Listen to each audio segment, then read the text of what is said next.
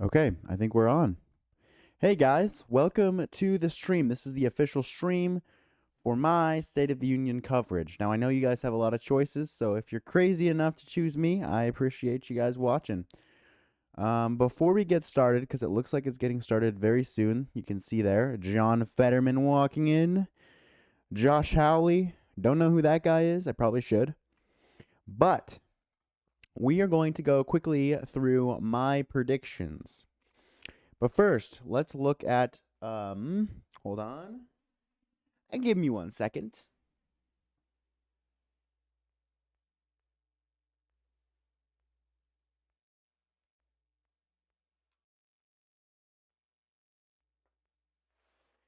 Okay, sorry, I am back. We're going to look at some precursors to this just to get you guys ready. So, according to Eric Daughtry, it's just in that Thomas Massie is going to sit with the Democrats. That's pretty crazy. It's very unprecedented. Usually, even in Oregon, where I'm from, Democrats, Republicans, they're separated. And then you have that middle that divides them. Well, Thomas Massie is breaking that mold. I also think it's pretty crazy because I personally think Thomas Massie is very conservative in terms of policy. I know he goes against the president a lot. However, just in terms of his general philosophy towards the government, I think it's more libertarian. But I also know that he worked with Ro Khanna to release the Epstein files, and so this might be a political move. Hold on, gang. Okay, my friend is calling me. So I'll be right back. He is coming. Hold on. My stream froze. Hold on. Okay.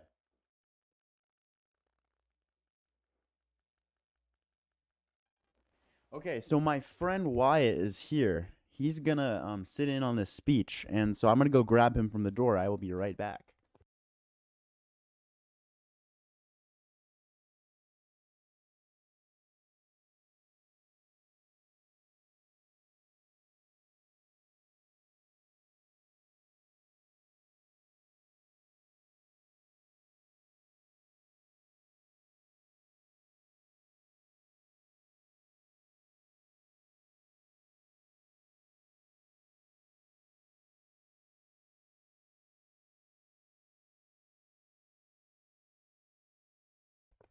All right, guys, I'm back. I know, crazy. So let's keep going. And Wyatt is here. I'll introduce him in just a second. We're gonna look at this in just a second. This is pretty crazy, but it looks like Wyatt's here. What's up, Wyatt? Hey. This is the camera. All right. You want to introduce yourself? Not really. No. Okay. It's all right. He's just gonna be in the corner while I yap. So we're good. Okay. So this right here is pretty interesting. It's from Homeland Security. Apparently, Democrats in Congress are planning to bring illegal aliens as guests to the State of the Union. And the Homeland Security said once again they are putting illegal aliens above the safety of American citizens. And they cite yesterday alone our officers arrested pedophiles, rapists, and violent criminals from our community. President Trump and Secretary Noem have made it abundantly clear if you come to our country illegally and break our laws, we will find you, we will arrest you, and you will never return. So, what does that mean if Democrats bring illegal aliens into the State of the Union? Is there going to be a massive arrest event? The drama, politics, am I right? You guys probably heard about Jack Hughes and just in general the hockey team. They were invited to the State of the Union, so was the women's team. The women turned it down, but Jack Hughes and the men's team did not. So this is a post from Jack, not the same one, but it says Team USA and star Jack Hughes responds to the backlash after the women's team turned down their State of the Union invitation from President Trump. His quote was, "We're proud to be Americans no matter what your views are. We're super excited to go. People are so negative out there. They're trying to find a reason to put people down and make something out of almost nothing." So, the entire hockey team for the United States is going to be in attendance, and so is Erica Kirk. Donald Trump invited her as his special guest. Now, this comes as Donald Trump has around a 59% disapprove rating, which is pretty high. So he has a lot to prove in this speech. And so that's why I think it's going to be really interesting what he actually chooses to talk about. So supposedly 70 Democrats are actually going to skip this speech. Last year they kind of protested, and in doing so, they held up a bunch of signs. A couple members were kicked out. Some of them walked out in the middle of it. So now it's just going to be really empty. And I think if we go back to this picture, yeah, you can see here's the Supreme Court. I guess this is from a couple years ago, so never mind. But, okay, let's see here. And then this is what I think is the most interesting, is Donald Trump in regard to the Supreme Court. So, if you guys don't remember this, in 2022, I believe Joe Biden's vaccine mandates were overturned, and also Roe versus Wade. Roe was overturned. And so Biden looked at the Supreme Court. He called them out to their faces. He talked about their rulings, that it was bad for the country. And I remember that being a really tense moment. Well, we're in a similar situation today where the tariffs, Donald Trump's like landmark tariffs, were overturned. And so we could see Donald Trump do the same thing, and he's actually been more relentless in attacking Supreme Court. He says they're influenced by foreign adversaries. Their families should be ashamed. They're un-American, and just because they ruled against him. So I think what he's going to do is he's going to call them out to their faces, and he's going to say it was a terrible decision, and that terrible decision affirms Donald Trump's tariff power under Section 122, section of like the trade acts and stuff like that. And he's going to say tariffs have brought in so much money, industry, and investment. And so that's what I think he's going to focus on. So I have some other predictions that we can go over. So I think his focus, if you want to zoom in, his focus is going to be on immigration rather than the economy. And this is because just in general, people feel worse about the economy. So the more he brings it up, I think the less people are going to care. I do think he's going to bring up statistics like mortgage rates, gas prices, eggs, stuff like that. But I think the main focus will be how the Democrats are trying to destroy the country, and he shut down the border on day one, as well as focusing on foreign policy, where I think people have a higher view of Donald Trump's foreign policy, although correct me if I'm wrong. So let's look at, I have a bingo card that we're going to play. These are phrases that Donald Trump might say. The first one is, it's not very nice. They always attack me. Next one is affordability, which we know is a buzzword now. Diego Garcia. Diego Garcia. I think that's Kilmar Abrego. Hold on. Who is Diego Garcia? Hold on. I got to look this up. Who is Diego Garcia? Okay. Oh, duh. I knew this. This is the island. It's a joint base between the UK and the US. And Donald Trump has been talking about this recently, saying that if the UK gives it up, well, then Iran is going to strike the UK because we won't have that strategic base anymore.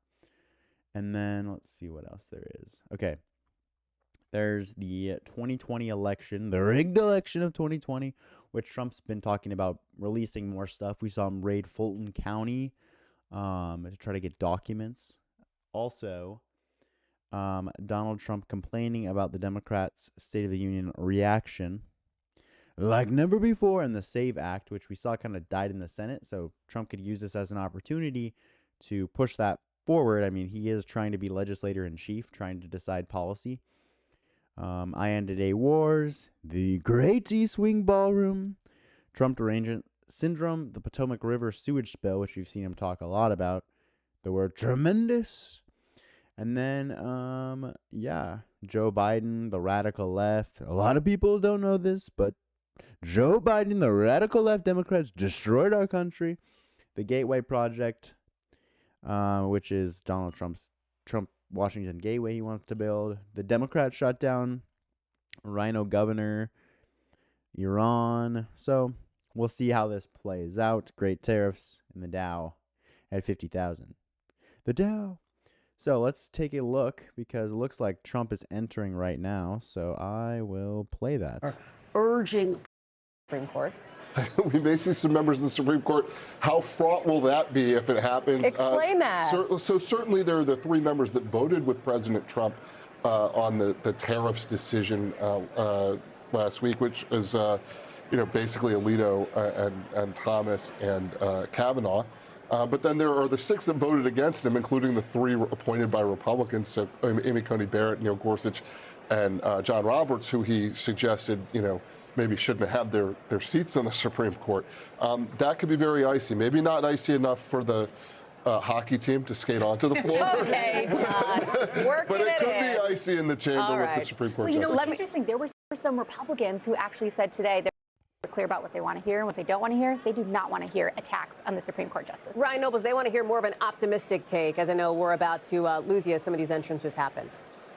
Yeah, that's right, Hallie. And I think that what Republicans, particularly Republicans that are running in midterm races, and that's every single member of the House and a significant chunk of the Senate, they want to hear the president's message on affordability and a plan to address rising costs. And it'll be interesting to see if the president lays out an agenda trying to explain to people that things are better maybe than they perceive, or if he actually lays out a plan that they can run on in these upcoming midterms. And here come the Supreme Court justices.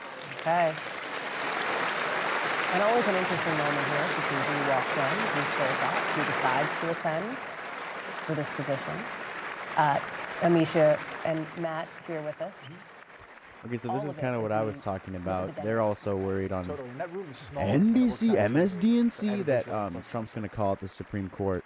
And this is the same Supreme Court. Might be a lot of granted, drama. Trump immunity, We and shall I think that see. over the course of time, he has Let's looked to listen to them what MSDNC to is saying. basically be the standard bearers for his policy agenda, and that's why he struck so hard. And I think that during this speech tonight, we'll hear him strike again. And we see now 4 members, it looks to my eye, of the Supreme Court there. Chief Justice Roberts, Justices Kagan, Justice Amy Coney Barrett as well. Interesting dynamic, as John has pointed out on all of this. And Mel, to get back to your point, and I didn't mean to cut you off there, but I know Ryan has to sneak off for a second. The optimistic tone is what some Republicans say they want to see, even as there are some questions around President Trump going into the 2nd year now of his 2nd term, starting to enter that, into a midterm where the historic winds are blowing against the Republican Party, as they do for the party in power. 18 of the last 20 midterms saw the president in power, his party lose seats.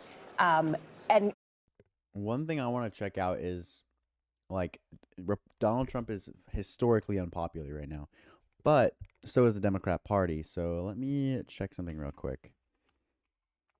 I want to compare the approval rating of Donald Trump, of the Republican Party with the Democrat Party. Because I think the Democrat Party... Hold on, guys. I gotta sign in real quick.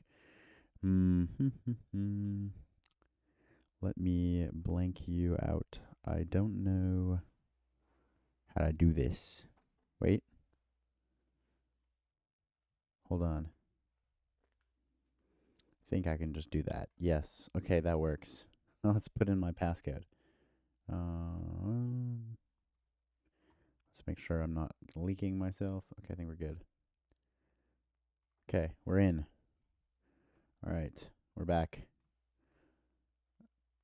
Let's close you up. Okay, compare the approval rating of the Democrat and a Republican Party. I think, if I'm not mistaken, the Democrat Party is still lower than the Republican Party. However, typically, turnout in opposition to something is higher than turnout in favor of something. That's why you see, like, any election that's a referendum on a candidate, usually they're going to lose because they're going to have a lot more turnout against them. So let's see here. It looks like the Democrat Party has a 36 favorability rating, 57% unfavorable. Republicans 40% favorable, 54% unfavorable.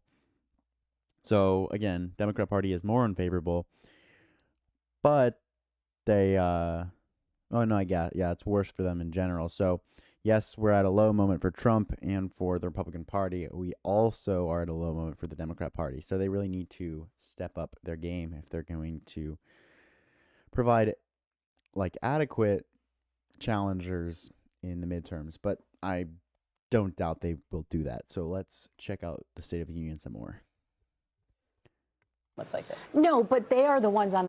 Coverage Look a at week that. from tonight. Look That's what at we call a that. deep See you tease. there. Amisha, it is remarkable, I think, or at least notable, as you see members of the president's family here. So this is interesting. Ivanka Trump, Barron Trump, she has kept much more of a low profile this term.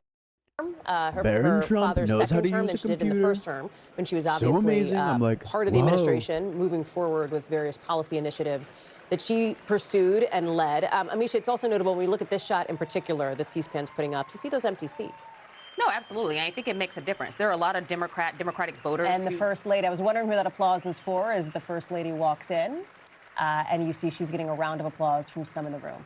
There are a lot of Democratic voters who want to see Democrats as fighters. And I think that for Democrats who just sit in the room and don't have anything to say, we know that they can't do bombastic things in this space.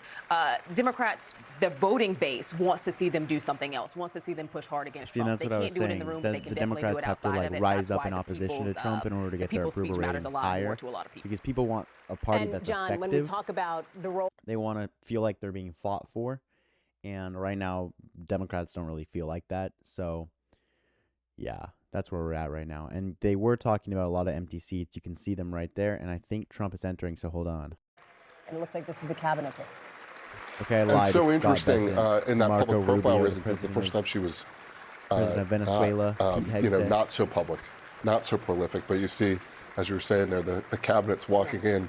And Ivanka's husband, you were mentioning Ivanka Trump before, her husband has taken a big role in this administration. I got 25 seconds left. Gabe Gutierrez, I'll sneak you in as we watch the cabinet coming in. Final Certainly, thoughts. Hallie. Well, look, a Also, lot if you guys to have watch any for here. predictions of how this is We're gonna looking for go. the president to Specifically, tout his I would like to hear accomplishments. about the Supreme Peace Court, through what you guys strength think. is something that we've been hearing If over you and have over again from White any House officials ideas, as we head let me know in the into this chat, and speech. I will check And it the out. question will be, does he take any sort of Okay. swipe at the Supreme Court justices at Yeah, this point? that is the We're question. just not Thank you, sure, MSDNC. but we'll be watching, Hallie. Gabe All right. Gutierrez, thank you. And that does it for this Okay, NBC let's see News who Now else I know special. here. We'll pause here for a special report. Thanks for Ooh, watching. special With more report from coverage now. MSDNC. No Howard Lutnick. I know he's kind of in hot water right now. It's tariff. President Trump delivers the State of the Union. Live from Washington, D.C., here is Tom Yamas. And good evening. Welcome to our special coverage of President Trump's State of the Union address, the first of his second term. Here is a live look at the House chamber right now where the president is set to speak just moments from Okay, now. guys, Members there's of the president's Dallas cabinet, including to Secretary of 50,000 State lady, Marco Pam Bondi. Rubio, Treasury Secretary Bessent see her. coming in as well.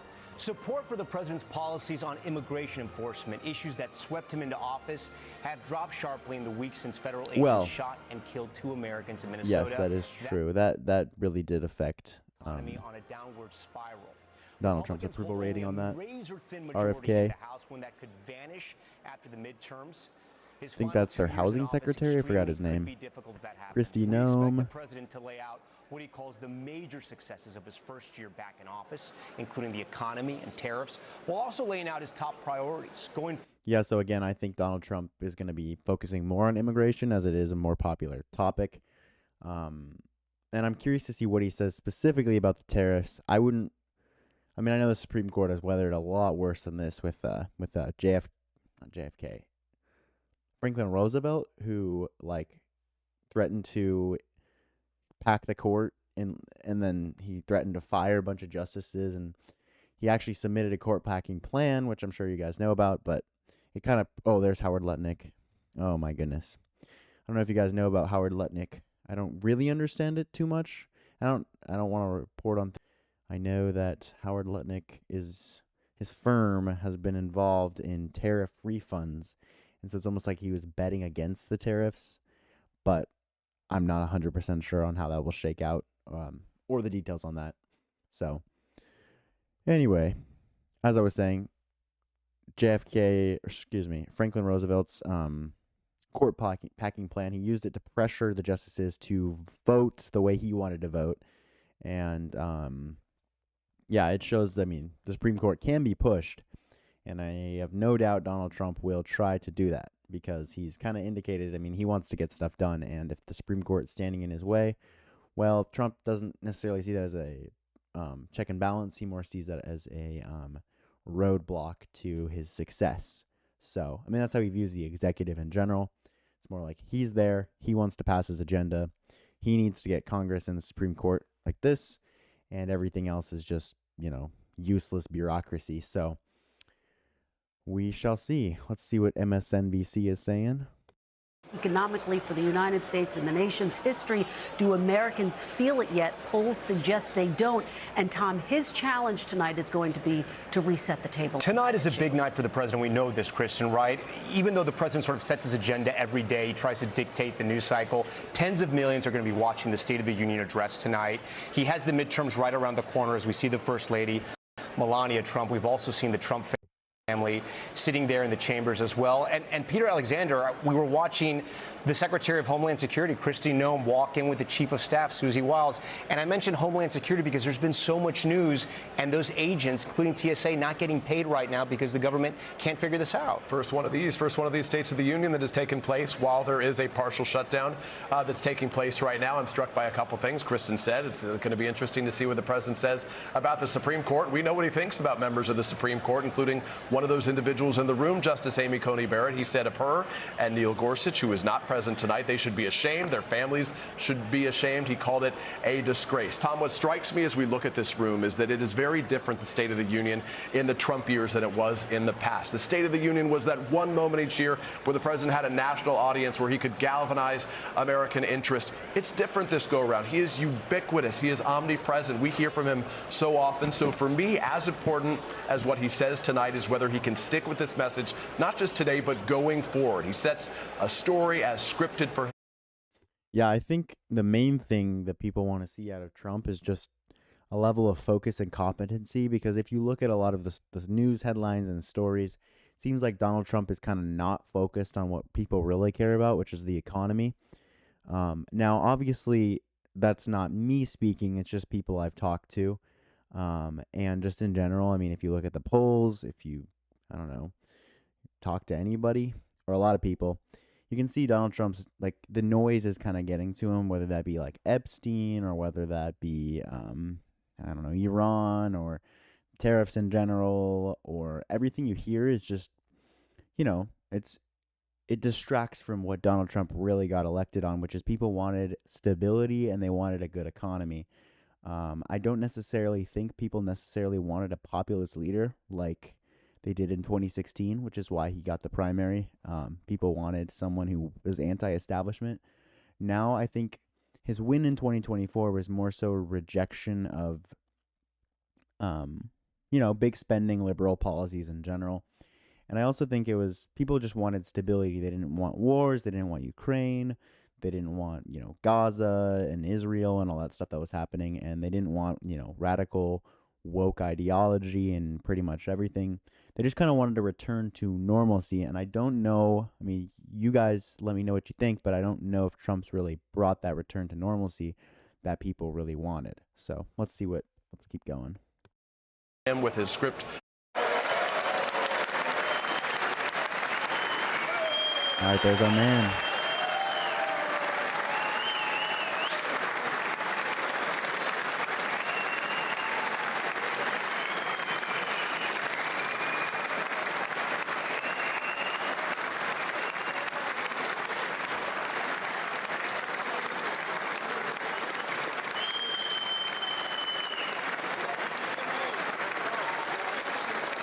I gotta say, he looks good for 82 or however old he is. President Trump, I don't know. officially entering the chamber right now to a roaring round of applause from Republicans there. Democrats choosing some of them to stay silent right now. Just behind him, the House Majority Leader Steve Scalise, the Senate Majority Leader John Thune. Oh, no, I was right. As well as the House Majority Whip as well, Tom Emmer. The president here shaking hands, and as we know, Hallie Jackson, a lot of those lawmakers have waited a long time to get in that. It's first come, first serve. Right. Sort of like those concerts we grew up going to. You have to wait in line, but people want to get there. We see one now with a Make America Great Again hat. Yeah, looking to say a few words to the president and to get his eye and to get his ear, right? Do you want a microphone on every lapel? Because I do. I want to hear everything they're talking about here, because for some of these folks, it's an opportunity to get a message directly to the president, as you see here, or to the vice president who preceded him here. And listen, again, you have That'd be talked about cool it to here. be We there. know what the big focus of this Okay, speech that's is one of going to my be, life and what goals. One Republicans day want I'm the going focus of to the speech to be. watch in I person can tell you, the I've spent State the of the last couple of Union. days talking with voters, I'm gonna do Trump it. voters, people who supported How? the president. Almost every single one of I'm them gonna do said, it. I need to hear him talk about my money, basically, what my Hmm. wallet, my budget, my pocketbook. I don't want to hear about Greenland or the Arch, and I'm That's what I paraphrasing was here. I don't want to saying. hear about foreign Me and entanglements. I want to know DNC are how on the he's same helping page. specifically the middle I don't know class. if And that's these a are good thing. people who had backed him. I asked for a grade. A lot of them. One thing I would say is that people expected when Donald Trump said, I will lower all the prices, I think they expected them to go back to 2019, which not possible. If we had deflation to that level, we'd be in a really big, I mean, people would be losing, businesses would be losing so much money. You know, imagine you're selling your product and you're paying people tons of wages, and then eventually Donald Trump comes in and he signs the executive order to bring down all the prices. Well, you're going to be screwed because now you can't pay all your workers. So that obviously wasn't going to happen. Oh, see that guy holding the sign that says black people aren't apes? That, I forget his name because I'm terrible with names, but he is the person who stood up and yelled at Trump and got kicked out in the last State of the Union. And his sign is correct. Black people are not apes. So I agree with him. Good. It's not very controversial. But obviously that's referencing his Obama video, which if you guys don't know about that, Donald Trump posted a 2020 election video, and then he was like, at the very end, there's Fetterman, and he's wearing a suit. Okay, guys, I think we can check out. We've seen all we need to see. Fetterman in a suit. Okay, I'm going to mute myself now.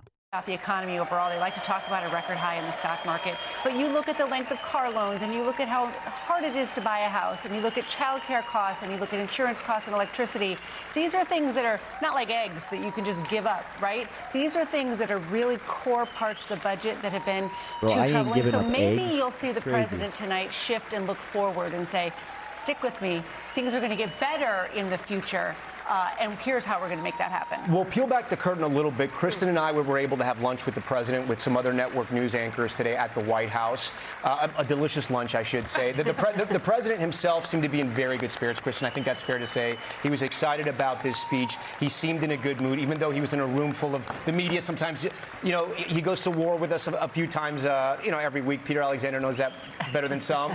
But he seemed to be in good spirits. He did. He seemed energized by this moment. This is the president in his element in front of a crowd. Now, he likes He's the locked campaign in, trail. guys. One He's of the locked key in. questions I think top Republicans are wondering, will he actually stick to the script tonight? We're going to hear the Speaker of the House introduce him now. Let's listen in. All right, Mike Johnson, you got this.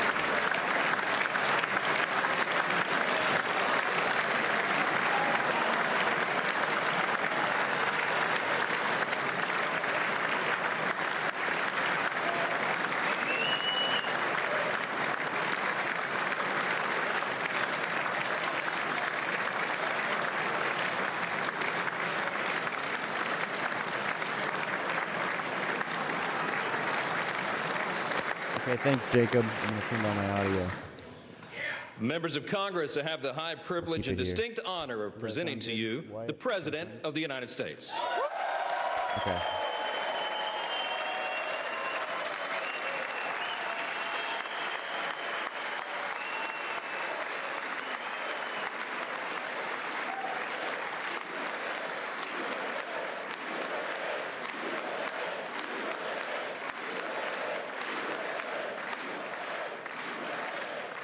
Okay, last State of the Union, Donald Trump glazing was crazy. Everyone just clapped forever. Thank you very much, everybody. It's really an honor.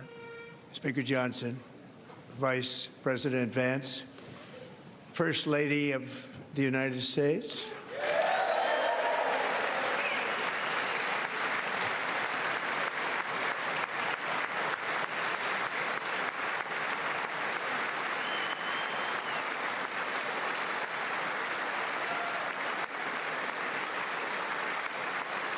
Barron Trump. Second Lady of the United States.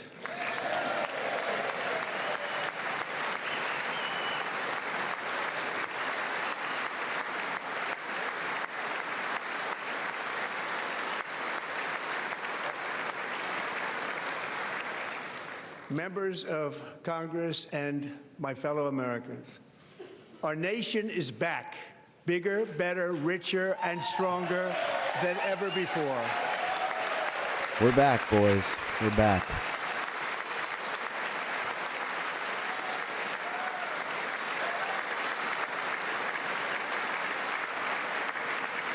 Less than 5 months from now, our country will celebrate an epic milestone in American history, the 250th anniversary of our glorious American independence.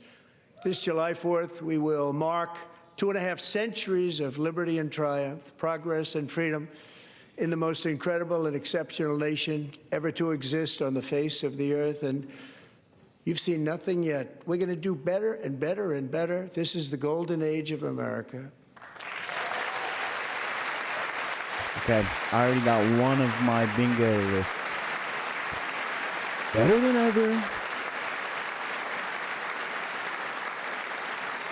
All right, now, the things to watch for. When How I is he last going to spoke treat in the this Supreme chamber Court? 12 months ago, I had just inherited a nation in crisis with a stagnant economy, inflation at record levels, a wide open border, horrendous recruitment for military and police, rampant crime at home, and wars and chaos all over the world. But tonight, after just 1 year, I can say with dignity and pride that we have achieved a transformation like no one has ever seen before. Some And call a it an turnaround autopsy. for the ages. It is indeed a turnaround for the ages.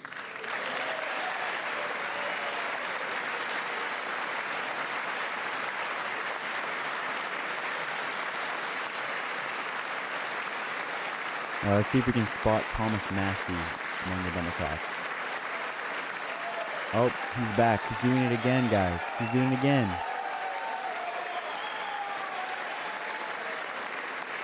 Oh, he ripped the sign. And we will never go back to where we were just all a theater, very guys. short time It's all ago. We're theater. not going back. Today, our border is secure.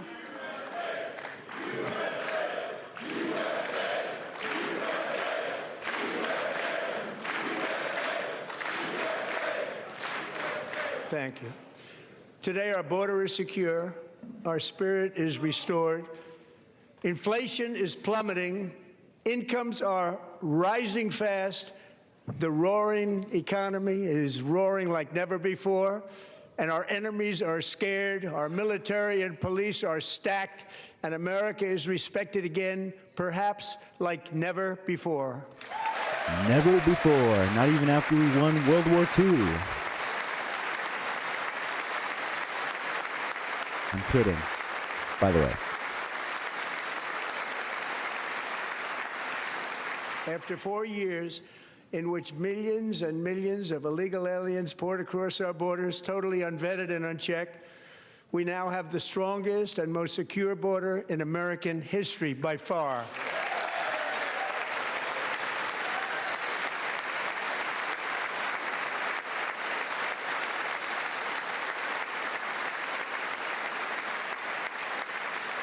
In the past 9 months, 0 illegal aliens have been admitted to the United States.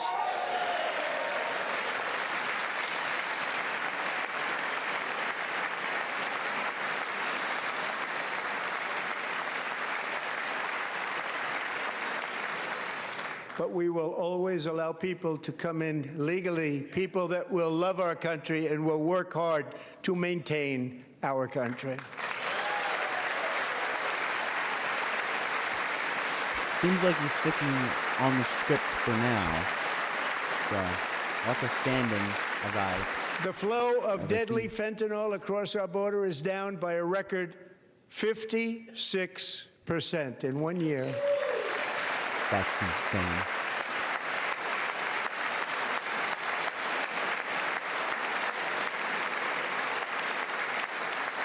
And last year, the murder rate saw its single largest decline in recorded history. This is the biggest decline, think of it, in recorded history, the lowest number in over 125 years. Okay, and that's an important distinction. I don't want to cut off Trump too much. But people will say, oh, well, it was low under Biden. He said the single lowest drop. He didn't say the single lowest. I mean, he did say that, but the single lowest drop. And so that coincides with his administration. Anyway, let's keep going. 1900. In fact, substantially before my wonderful father, I had a wonderful father, Fred, before he was born, substantially before he was born. That's a long time ago. He wouldn't like me to say that, but that's a long time ago. The Biden administration and its allies in Congress gave us the worst inflation in the history of our country. But in 12 months, my administration has driven core inflation down to the lowest level in more than 5 years. And in the last 3 months of 2025, it was down to 1.7%.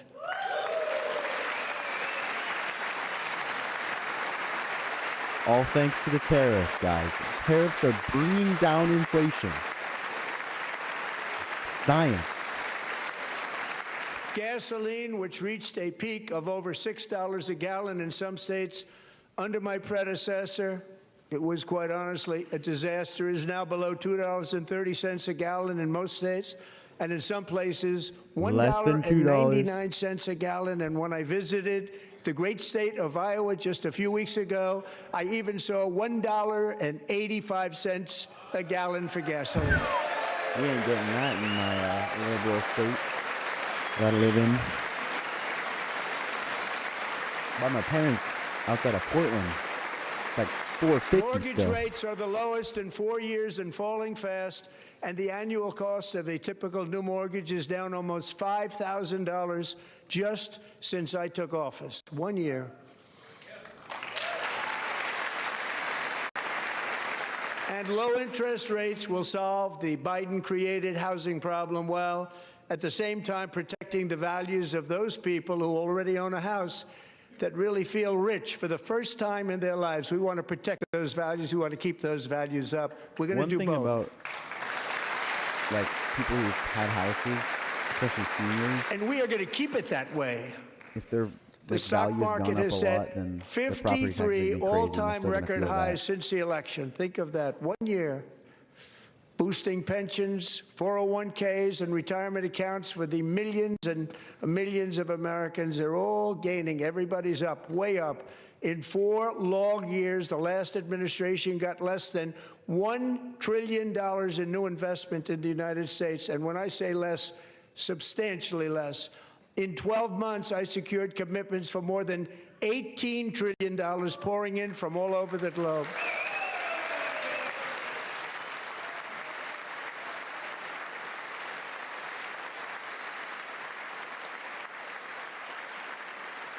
Think of it, much less than $1 trillion for 4 years versus much more than $18 trillion for 1 year. What a difference a president makes. A short time ago, we were a dead country. Now we are the hottest country anywhere in the world, the hottest. So hot. There's no nation that's hotter than America. Okay, let's try to find Thomas Massey. Still can't see him. As thousands of new businesses are forming in factories, plants, and laboratories are being built, we have added 70,000 new construction jobs in just a very short period of time. It's getting bigger and bigger and stronger. Nobody can believe what they're watching. American oil production is up by more than 600,000 barrels a day, and we just received from our new friend and partner, Venezuela, more than 80 million barrels of oil. Wow.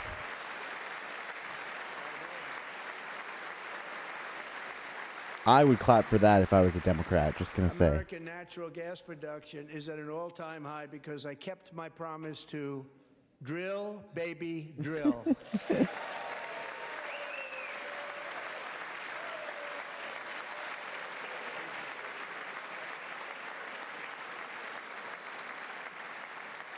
Yeah, a lot of empty More seats. Americans are working today than at any time in the history of our country. Think about that. Any They're time working in two the history of our jobs country, each. More working today, and 100% of all jobs created under my administration have been in the private sector. That's really cool. Because as Trump says, He could just employ everyone in the government and there'd be zero unemployment. I mean, there was zero unemployment in the USSR. But, We ended yeah. DEI in America. DEI can die, as they say.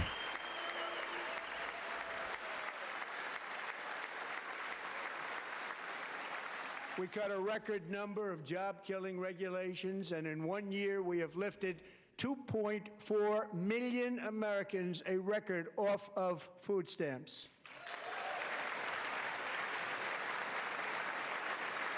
I did not know that. And for all of these reasons, I say tonight, members of Congress, the state of our union is strong.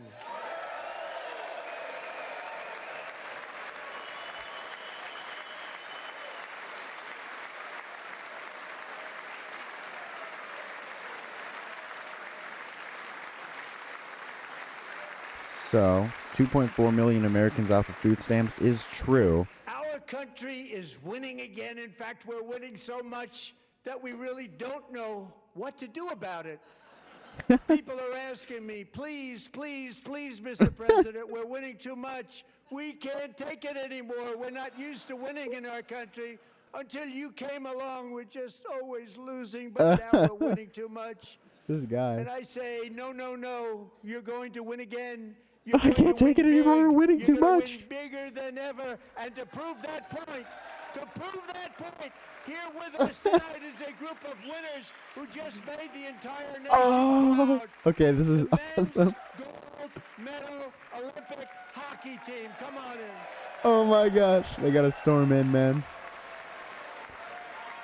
Dude, they gotta run in. They're walking too slow. Hey guys, what's up? We just won. USA. Mr. President, I can't take it anymore. Doesn't the audio sound better? Okay, I think it does. Yeah.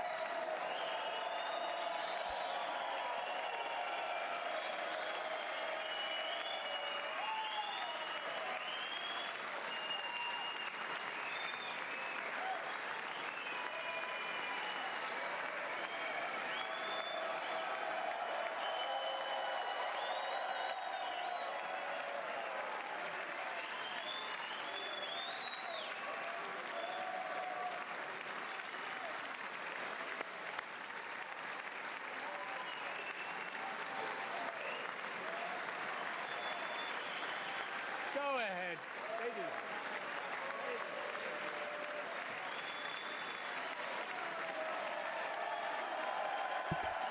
Bro, Trump is a great hype man.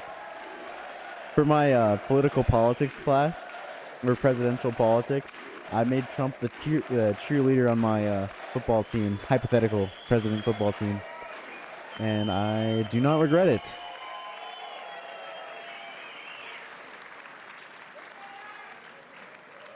That's the first time I've ever seen them get up. And actually, not all of them did get up. Oh, stupid Democrats. They beat a fantastic Just kidding, by Canadian the way. team in overtime, as everybody saw, as did the American women who will soon be coming to the White House. USA on top. We always beat Canada.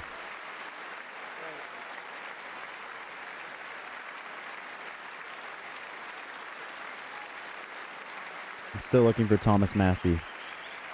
I don't see him.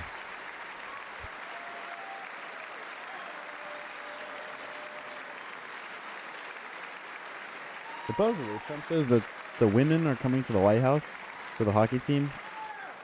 They were in the Oval Interesting. Office before, and I just want to say a second very big congratulations to Team USA. But I have to say that, and I told them this, and we took a vote of the team. I said, anybody votes no, I'm not doing it. So they stood there, and they weren't about to say no, because I've never seen a goaltender play as well as goalie Connor Hellebuck.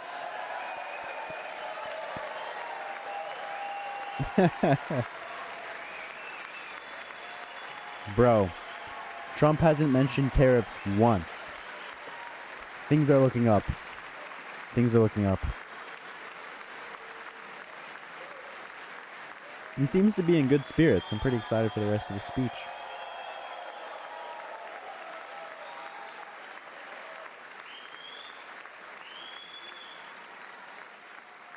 Think of it, 46 shots on goal, and I asked him, the one shot, the one where you put your stick in the back and it hit the neck of your stick and bounced off. You practice that, or was that a little lucky? He refused to answer that question. But I just want to tell you that the members of this great hockey squad will be very happy to hear, based on their vote and my vote, and in this case, my vote was more important, that I will soon be presenting Connor with our highest civilian honor, which we will be given and which has been given to many athletes over the years. But when I say many, not too many, like 12, it's called the highest civilian honor in our country, the Presidential Medal of Freedom. Oh, shoot. That's pretty awesome. Him and Charlie Kirk got that.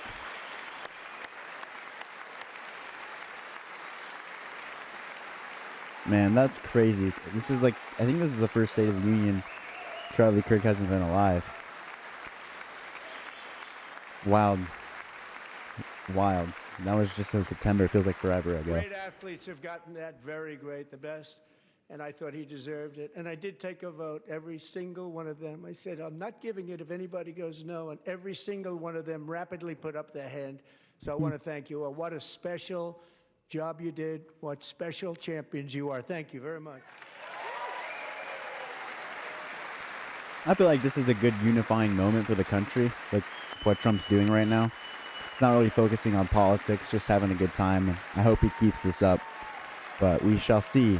And Democrats are standing and clapping, so super awesome. I'm also pleased to say that the next time the Olympic torch is lit, it will be here in America for the 2028 Olympics, and it's the summer version right in Los Angeles. We're going to do a good job in Los Angeles.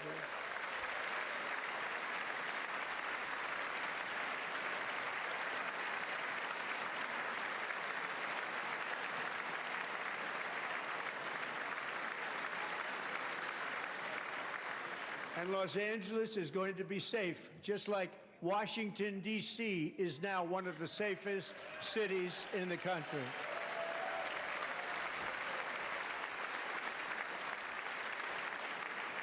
And this year, and I must say I got them both.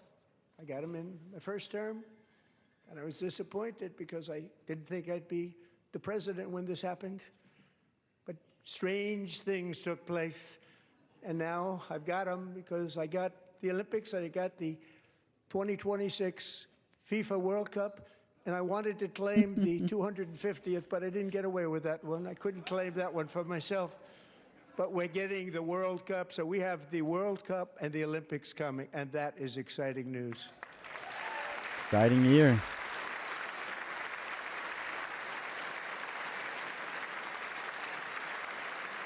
So this will be a year to celebrate our country and the heroes who have kept it free.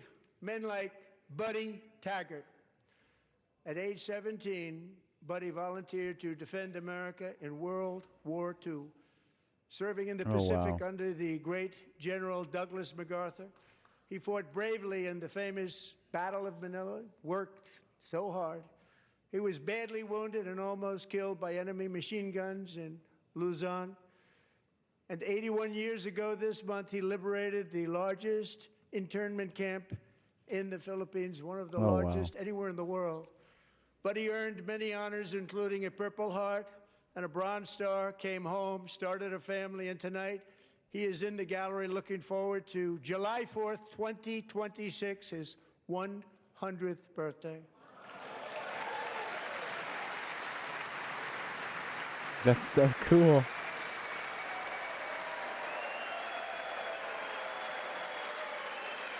I'm writing this guy's name down. I want to do some more research on him. Wow. He looks better than my grandpa.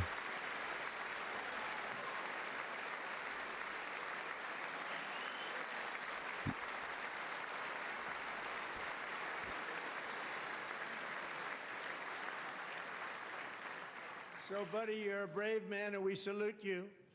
Even in times of challenge, setback, and immense heartache, the spirit of 1776 has always shone through very brightly.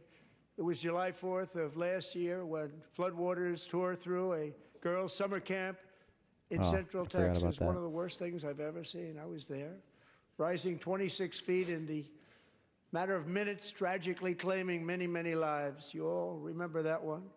As the waters threatened to sweep her away, 11-year-old Millie Kate McClelland closed her eyes and prayed to God.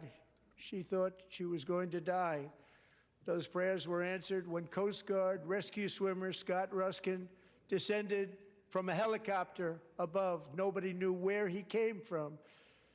It was Scott's first ever rescue mission, a young guy, but very brave, very, very top, always top in his class. And he lifted not just Millie Kate, but 164 others to safety. Wow. Yo, I hadn't even heard about that story. That's so cool.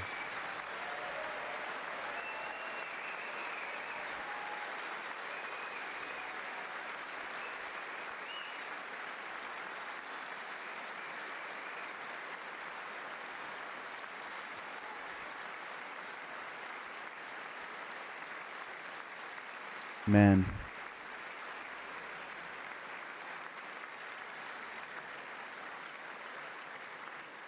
People watched Scott from a distance, and they couldn't believe what they were seeing. The winds were blowing, the rain was pouring, everything was going, and that rapid water, nobody's ever seen anything like it. They said, wow, that's something. Tonight, Scott and Millie Kate are here together, reunited for the very first time. Thank you, Scott, Millie Kate.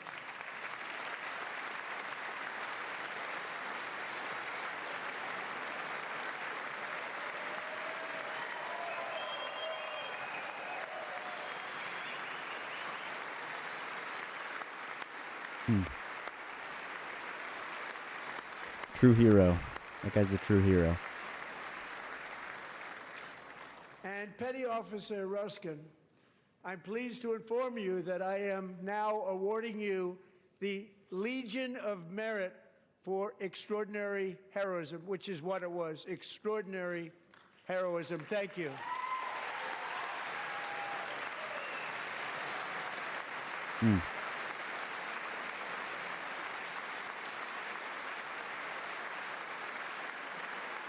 And I'd like to have the military aide to please come down and take care of the service. Military aide, thank you very much. Take care of that very important service. Thank you very much. From 1776 to today, every generation of Americans has stepped forward to defend life, liberty, and the pursuit of happiness. And they're really doing it for the next generation. But now it's our turn. Together, we're building a nation where every child has the chance to reach higher and go further, where government answers to the people, not the powerful, and where the interests of hardworking American citizens are always our first and ultimate concern. That is the debt we owe to the heroes who came before us, and that is the promise we must keep to America for our 250th year. Last year, I urged this Congress to begin the mission by passing the largest tax cuts in American history, and our Republican majorities delivered so beautifully. Thank you, Republicans.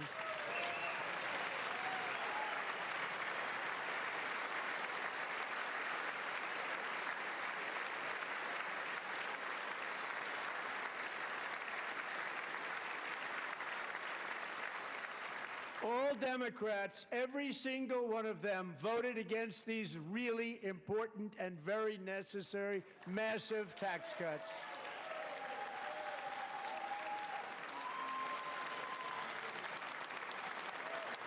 They wanted They're clapping. large-scale tax increases to hurt the people instead.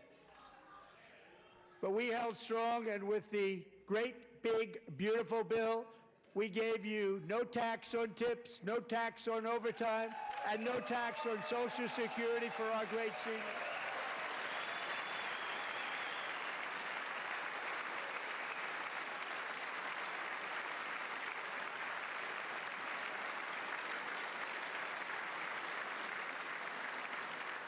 And we also made interest on auto loans tax deductible the first time, but only if the car is made in America.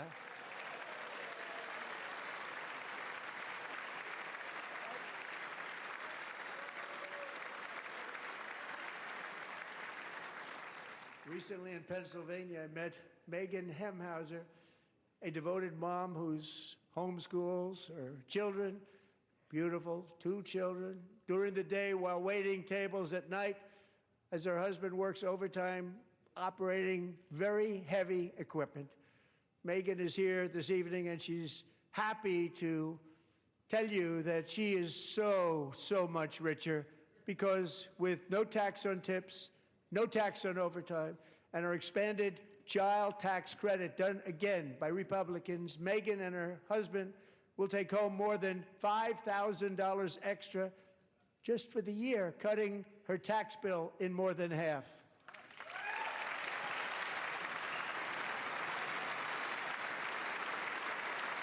Megan, please stand up. We're fighting for you, Megan.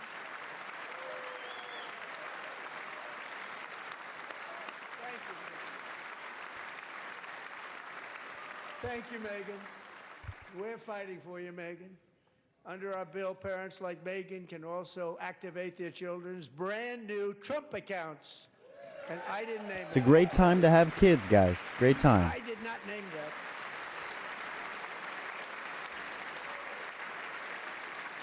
Nobody believes me, but I did not name it. It was named by a very tall man sitting right there in the 3rd row. Nice man, John good Thune. man. Tax-free investment accounts for every American child. This is something that's so special and has taken off and gone through the roof. Such a great idea. Millions will be pre-funded courtesy of the U.S. Treasury and private individuals like Michael and Susan Dell, who have donated $6,250 million to fund the Trump accounts for 25 million American children. Teaches people to invest and save their money. They're great people. Great.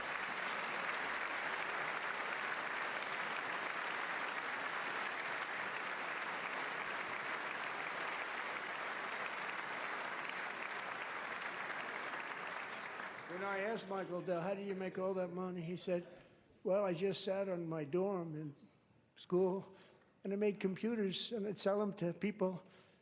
And I just kept selling and selling and selling. And pretty amazing story. That's called the American dream. He sold a lot of computers, a lot of those laptops. So I congratulate him on that. But I really thank him and Susan, as well as others like Brad Gerstner, a very tremendous guy. He was behind it right from the beginning. Brad Gerstner. Thank you, Brad.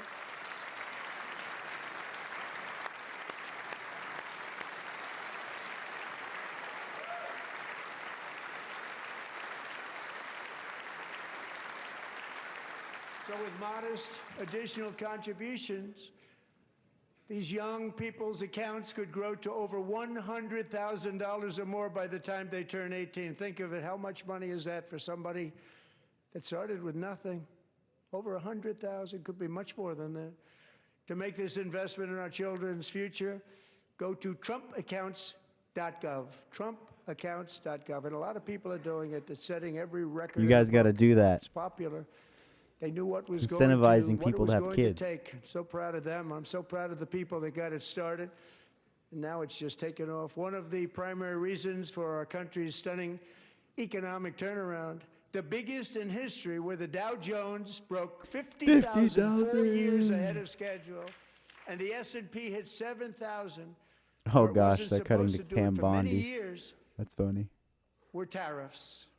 Uh-oh. I used these Uh-oh. tariffs, took in hundreds Hey, of guys. billions of dollars to make great deals for our country, both economically Please. and on a national security basis. Everything was working well. Countries that were ripping us off for decades are now paying us hundreds of billions of dollars. They were ripping us so badly, you all know that. Oh, Everybody no. knows it. Even the Democrats know it. They just don't want to My say heart's it. racing. And yet these countries are now happy, and so are we. We made deals. The deals are all done, and they're happy. And then the Not making Supreme money like Court. they used to, but we're making a lot of money. There was no inflation, tremendous growth, and the big story was how Donald Trump called the economy correctly, and 22 Nobel Prize winners in economics didn't. They got it totally wrong. They got it really wrong. And then just 4 days ago, an unfortunate ruling from the United States Supreme Court. It just came down. It came down. Very unfortunate ruling. But the good news is that almost all countries and corporations want to keep the deal that they already made. Okay, Right, we're good, Scott? guys. Knowing that the legal power that I, as president, have to make a new deal could be far worse for them, and therefore they will continue to work along the same successful path that we had negotiated before the Supreme Court's unfortunate involvement. So despite the disappointing ruling, Yikes, bro. he's powerful. Not as bad as I thought it would be, Country-saving. but It's saving our country, the kind of money we're taking in. Peace protecting. Many of the wars I settled was because of the threat of tariffs. I wouldn't have been able to settle them without. Will remain in place under fully approved and tested alternative legal statutes. And they have been tested for a long time. They're a little more complex, but they're actually probably better. More leading legal. to a solution Okay. that will be even stronger than before. Congressional action will not be necessary. It's already time-tested and approved. And as time goes by, I believe the tariffs paid for by foreign countries will, like in the past, substantially replace the modern-day system of income tax, taking a great financial burden off the people that I love. going back to the 1900s with that one. Right?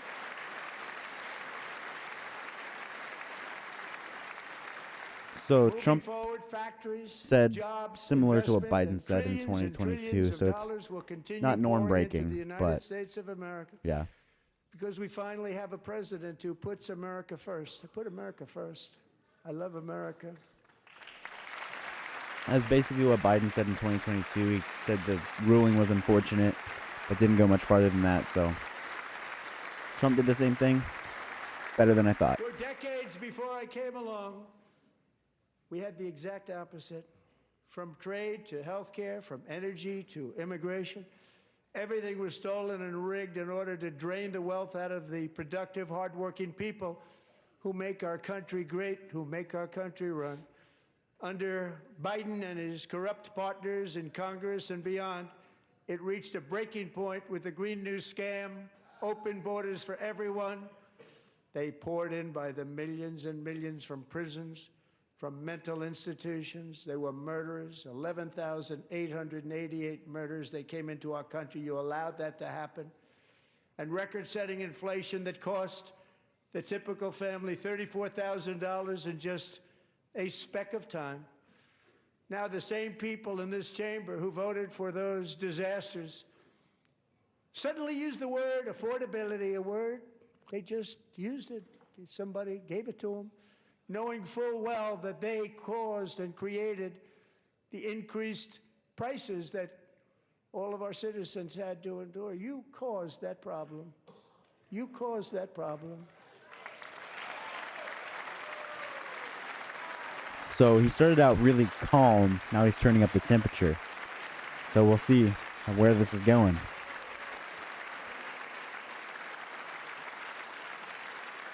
They knew their statements were a lie. They knew it.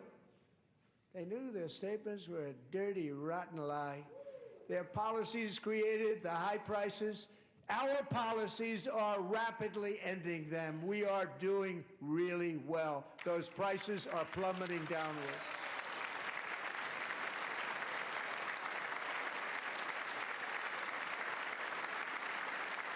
The price of eggs is down 60%, Madam Secretary. Thank you. The cost of chicken, butter, fruit, hotels, automobiles, rent is lower today than when I took office by a lot.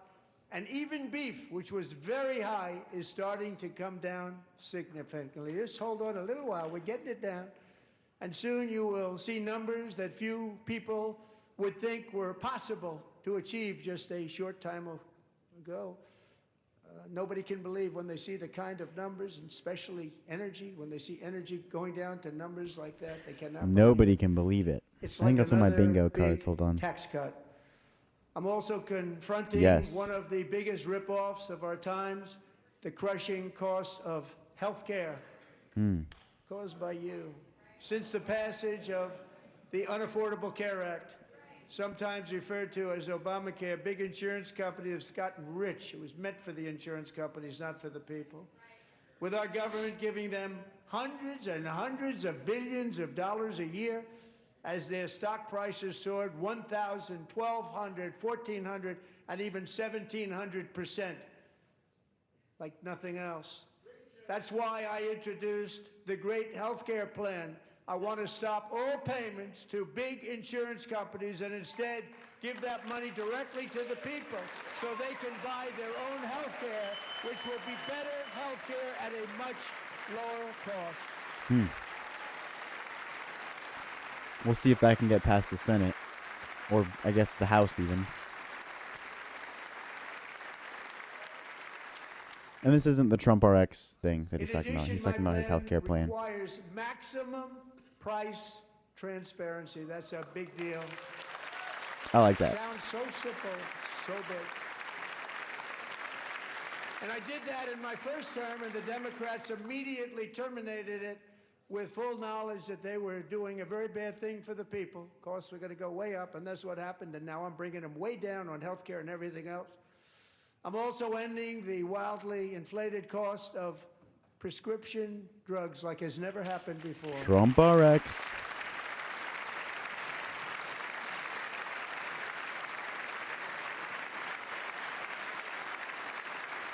Other presidents tried to do it, but they never could. They tried.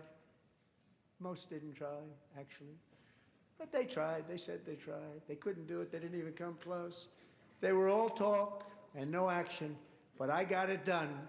Under my just enacted most favored nation agreements, Americans who have for decades paid by far the highest prices of any nation anywhere in the world for prescription drugs will now pay the lowest price anywhere in the world for drugs. Anywhere. The lowest price.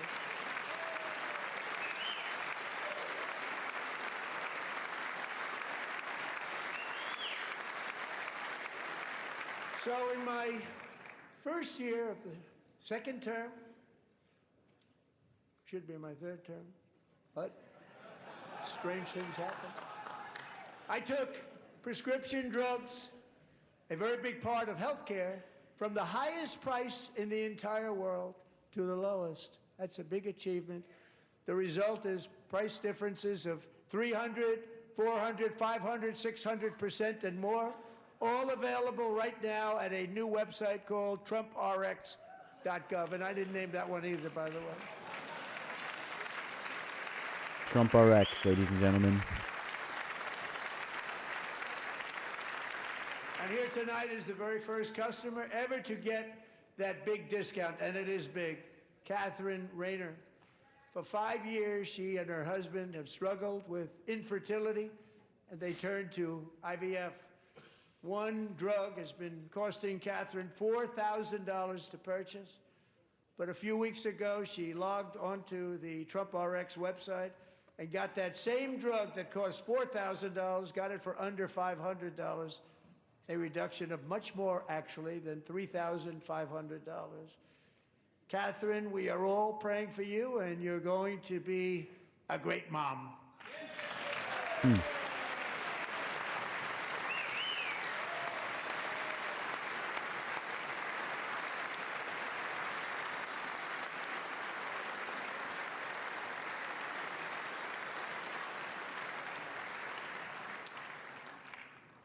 So now I'm calling on Congress to codify my most favored nation program into law. Now, the one thing, I'm not sure it matters because it's going to be very hard for somebody that comes along after me to say, let's raise drug prices by 700 or 800%. But John and Mike, if you don't mind, codify it anyway. They may do it. Codify it anyway. Thank you. Many Americans are also concerned that Energy demand from AI data centers could unfairly drive up their electric utility bills. Tonight, I'm pleased to announce that I have negotiated the new Ratepayer Protection Pledge. You know what that is? We're telling the major tech companies that they have the obligation to provide for their own power needs. They can build their own power plants as part of their factory so that no one's prices will go up. And in many cases, prices of electricity will go down for the community. And so very Trump's trying to substantially use down. executive action to do this, and is then a wants unique Congress to strategy codify never it. used in this country before. We have an old grid. It could never handle the kind of numbers, the amount of electricity that's needed. So I'm telling them they can build their own plant. They're going to produce their own electricity. It will ensure the company's ability to get electricity while at the same time lowering prices of electricity for you, and could be very substantial for all of you cities and towns. You're going to see some good things happen over the next number of years. Another pillar of the American dream that has been under attack is home ownership. With us tonight is Rachel Wiggins, a mom of two from The AI data Houston. center? She placed Yeah. bids on 20 Good homes idea. and lost all of those bids to gigantic investment firms that bypassed inspection, paid all cash, and turned those houses into rentals, stealing away her American dream. She was devastated.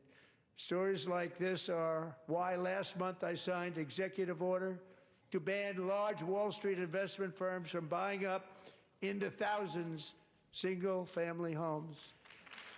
Well, that's more of an optics-based thing. 'Cause, like, those firms buy up like 2% of homes. And by banning them, you're just raising prices, less building. So, Because homes for people, really, that's what we want. We want homes for people, not for corporations. Corporations are doing just fine. Racel, thank you very much. Good luck with your home. You'll get one soon.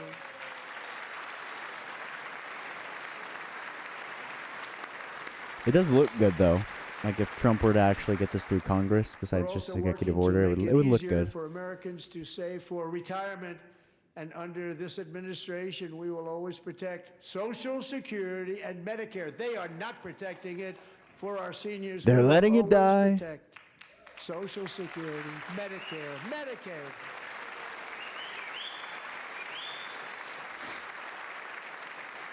Since I took office, the typical 401k balance is up by at least $30,000. That's a lot of money. We have millions and millions of people, because the stock market has done so well, setting all those records. Your 401ks are way up.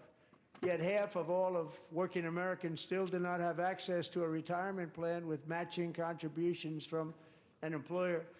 To remedy this gross disparity, I'm announcing that next year my administration will give these often forgotten American workers, great people, the people that built our country, access to the same type of retirement plan offered to every federal worker. We will match your contribution with up to $1,000 Whoa. each year, as we ensure that all Americans can profit from a rising stock market. Let's also Federal ensure that 401ks, that's members crazy. of Congress cannot corruptly profit from using insider information. Ah. Elizabeth Warren likes that one, dude. I kind of like that, too. Huh. Uniting moment. They stood up for that. I can't believe it. I can't believe it. Did Nancy Pelosi stand up? If she was there? Doubt it. Pass the Stop Insider Trading Act without delay.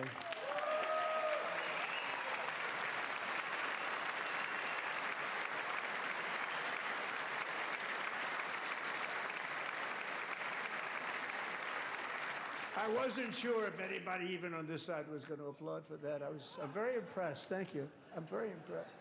Dude, he's But when funny. it comes to the corruption that is plundering, it's plundering America. They're never going to There's pass been no more stunning example banning than insider trading. Minnesota, where members of the Somali community have pillaged an estimated $19 billion from the American taxpayer. Oh, we have all the information. And in actuality, the number is much higher than that. And California, Massachusetts, Maine, and many other states are even worse. This is the kind of corruption that shreds the fabric of a nation, and we are working on it like you wouldn't believe. So tonight, although started 4 months ago, I am officially announcing the war on fraud to be led by our great Vice President J.D. Vance. Hey.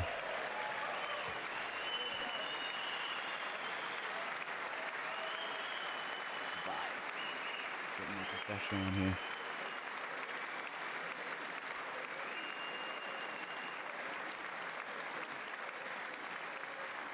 We'll get it done. And if we're able to find enough of that fraud, we will actually have a balanced budget overnight. It'll go very quickly. That's the kind of money you're talking about. We'll balance our budget. The Somali pirates who ransacked Minnesota remind us that there are large parts of the world where bribery, corruption, and lawlessness are the norm, not the exception. Taking on the corruption. Importing these cultures through unrestricted immigration and open borders brings those problems right here to the USA. And it is the American people who pay the price in higher medical bills, car insurance rates, rent, taxes, and perhaps most importantly, crime. We will take care of this problem. We're going to take care of this problem. We are not playing games. Delilah.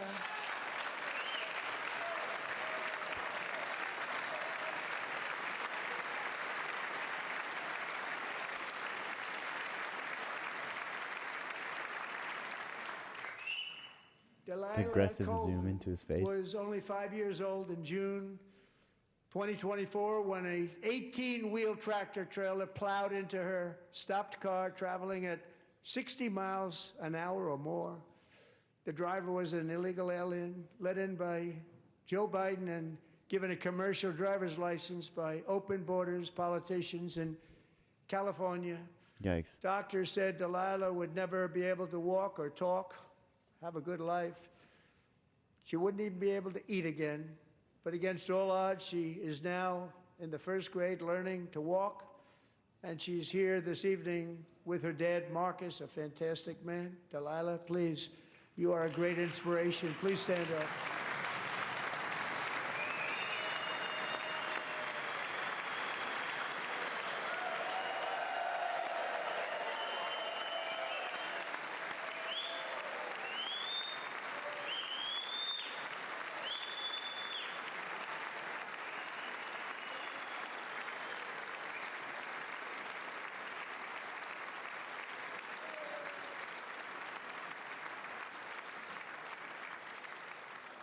Thank you, Delilah.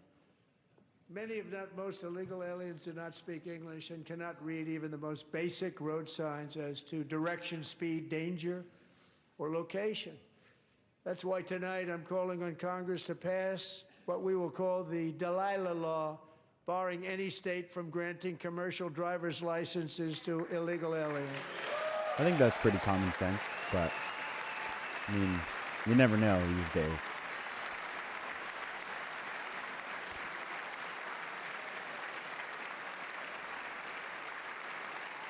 And yesterday, as you probably saw at the White House, I hosted a ceremony with Americans who lost Angel their treasured Family loved Day. ones to the scourge of illegal immigration. People came into our country, how we allowed this to happen with our open borders.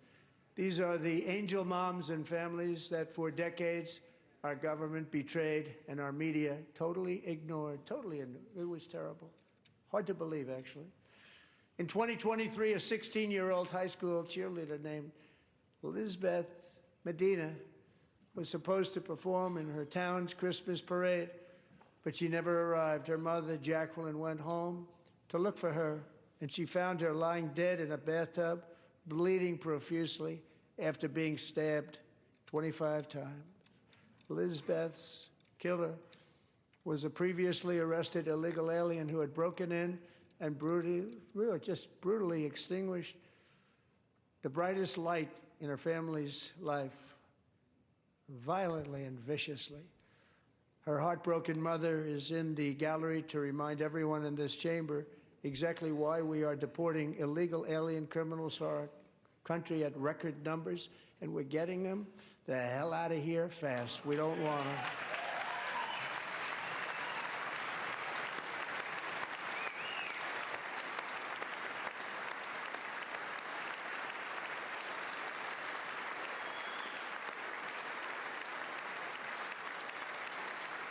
Oh.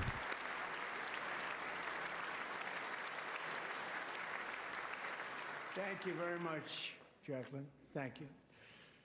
We can never forget that many in this room not only allowed the border invasion to happen before I got involved, but indeed they would do it all over again if they ever had the chance. If they ever got elected, they would open up those borders to some of the worst criminals anywhere in the world.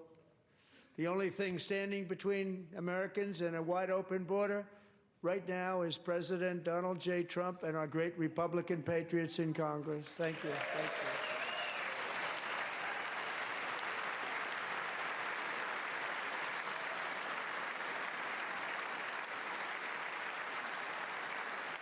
As we speak, Democrats in this chamber have cut off all funding for the Department of Homeland Security. It's all cut off. It's all cut off. They have instituted another Democrat shutdown, the first one costing us 2 points on GDP. 2 points we lost on GDP, which probably made them quite happy, actually. Now they have closed the agency responsible for protecting Americans from terrorists and murderers. Tonight I'm demanding the full and immediate restoration of all funding for the border security, homeland security of the United States, and also for helping people clean up their snow. We have no money because of the Democrats, and it would be nice. We'd love to give you a hand at cleaning it up, but you gave no money. Nobody's getting paid. It's a shame. So They you got have to to think reopen the about it. government. We have, in They case got to you do didn't it. know, a pretty large snowstorm out there.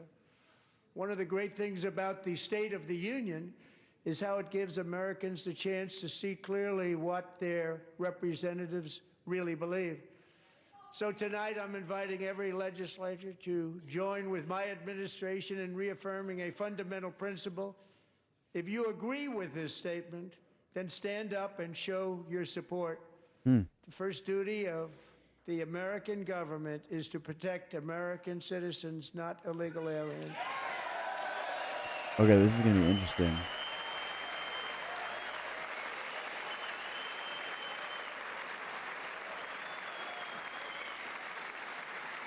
Dang, bro.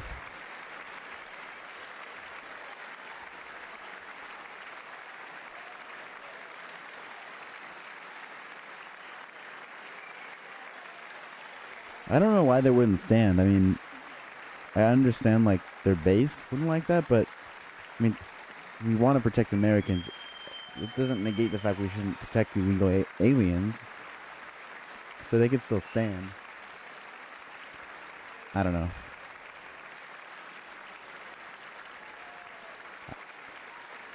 Again, I'm not in politics. I wouldn't know how that would affect my voters if I stood.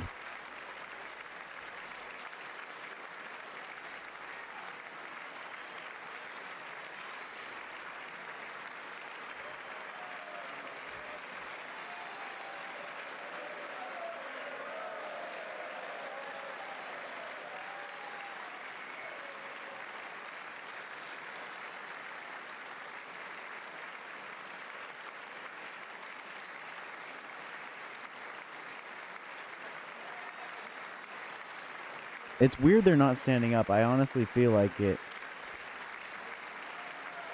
would be an easy win for them. But again, I don't understand how politics works. Maybe it's a litmus test to support illegal immigration. Yeah. I mean, Trump's making tariffs a litmus test for being a Republican. So if you were to say, do you support tariffs? All the Republicans would have to stand. Even though a lot of them don't. Isn't that a shame? You should be ashamed of yourself not standing up. For those of you tuning in, Donald Trump asked, he said, stand up if you believe we should support Americans before illegal aliens. Sanctuary cities that protect the criminals and enact serious penalties for public officials who block the removal of criminal aliens. In many cases, drug lords, murderers all over our country, they're blocking The squad is going crazy. people out of our country, and you should be ashamed of yourself. Man, don't like the anger. Why can't we just all get along? Kumbaya.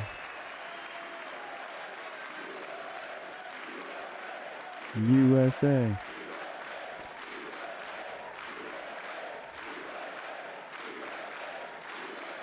And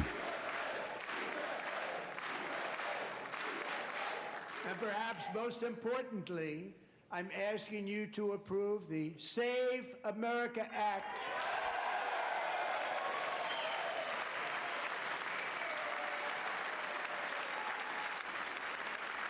To stop illegal aliens and others.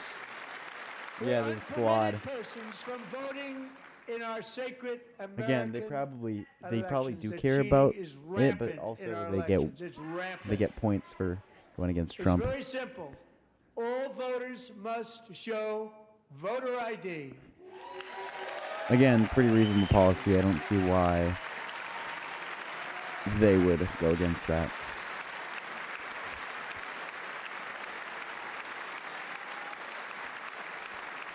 I think All voters must show I was talking to this guy today citizenship in order to vote. who thought that after 2024, like Democrats would kind of shift their position away from all of this illegal immigration stuff, more towards affordability, affordable health care and stuff like that. Disability, military, or travel. And they haven't really done that, to be honest. But if they want to win, that's a good strategy. And this should be an easy one. And by the way, it's polling at 89%, including Democrats. 89%.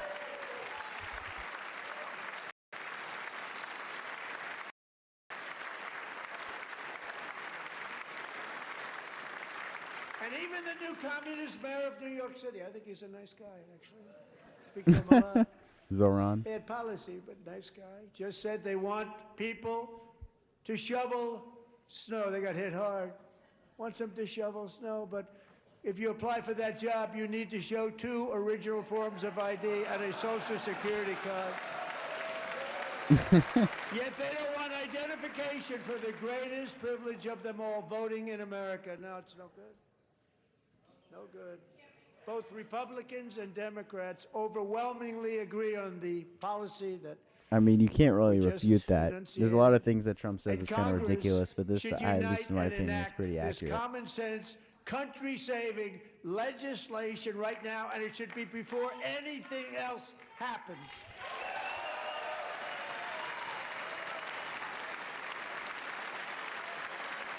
Don't know if this is going to change anyone's mind on that, but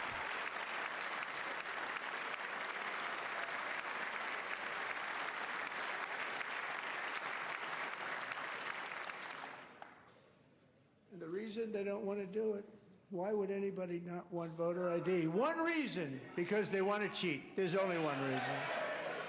They make up all excuses. They say it's racist. They come up with things you almost say, what imagination they have. They want to cheat. They have cheated, and their policy is so bad that the only way they can get elected is to cheat. And we're going to stop it. We have to man, stop it, I John. don't know if you should have said that.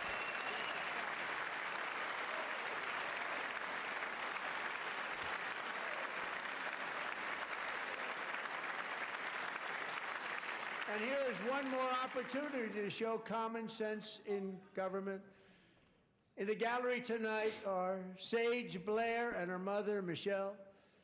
In 2021, Sage was 14 when school officials in Virginia sought to socially transition her to a new gender, treating her as a boy and hiding it from her parents. Hard to believe, isn't it? Before long, a confused Sage ran away from home after she was found in a horrific situation in Maryland. A left-wing judge refused to return Sage to her parents because they did not immediately state that their daughter was their son. Sage was thrown into an all-boys state home and suffered terribly for a long time. But today, all of that is behind them because Sage is a proud and wonderful young woman with a full ride scholarship to Liberty University. Sage and Michelle, please stand up.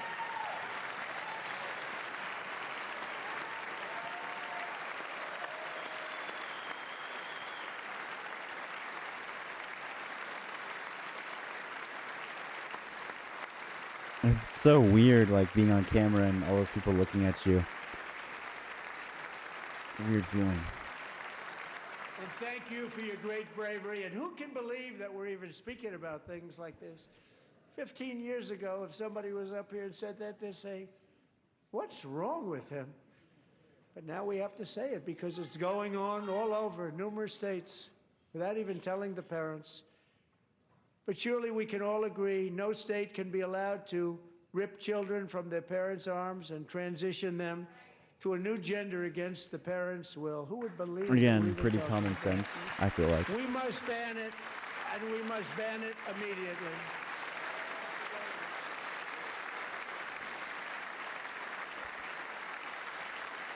I feel like people over the age of 18 should be able to do what they want, you know, but I mean, nobody stands up. we have These standards for people are under crazy. 18. I'm telling you, they're crazy. Well, and this is what I was saying. I think Democrats need to focus on affordability, and they can really get Trump on a lot of those things like tariffs and stuff like that. But Boy, oh boy. We're lucky we this have a issue is not country one with I don't think people they'll like win this. on. Democrats are destroying our country, but we've stopped it just in the nick of time, didn't we?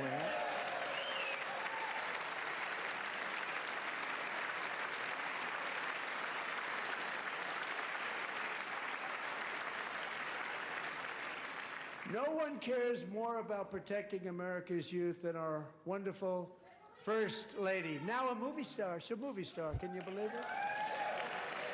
Who would have believed that? Over the past year, she has The greatest had an incredible movie of all impact time. championing AI legislation, advancing a landmark executive order on foster care, and helping secure $30 million to launch the Melania Trump Foster Youth to Independence Initiative. It's a tremendous, really a tremendous thing that happened and had a lot of bipartisan support. She gets much better bipartisan support than I do. I get none. She gets a lot. That's true. Someday you're going to have to tell me how you did that. And students and educators in every state have joined the First I think the answer is by being efforts in the quiet and not talking as much, AI challenge, keeping America's and not next saying a bunch of generation random stuff on positioned True to Social every day. Succeed and strongly succeed in the future. Tonight we welcome two young people whose lives reflect the First Lady's impact, Sierra Burns and Everest Nevermont. Thank you both, and Melania, thank you. I know how hard you worked on it. Thank you very much.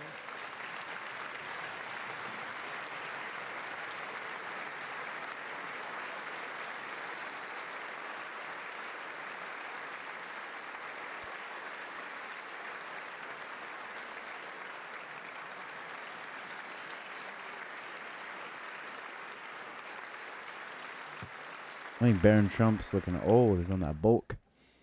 I'm very proud to say that during my time in office, both the first 4 years and in particular this last year, there has been a tremendous renewal in religion, faith, Christianity, and belief in God.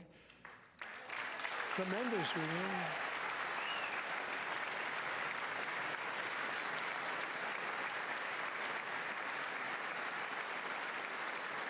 Weird the Democrats don't stand for that. This is especially true among young people, and a big part of that had to do with my great friend. We are Charlie Kirk. Great sorry. guy, great I didn't guy. mean to. I'm just kidding. So insensitive. But yeah, that did definitely change a lot. Like so many people I talked to So last year, kind of Charlie realized was violently how murdered by an assassin short this life is and after that. really martyred for his beliefs. His wonderful wife, Erica, is with us tonight. Erica, please stand. She's already standing. But yeah. Honestly, I think that's one of the only times I've cried about politics was when that happened. And that's not even politics at that point. That's just human decency.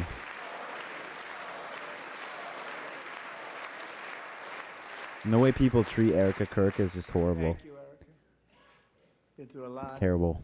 In Charlie's memory, we must all come together to reaffirm that America is one nation under God, and we must totally reject political violence of any kind.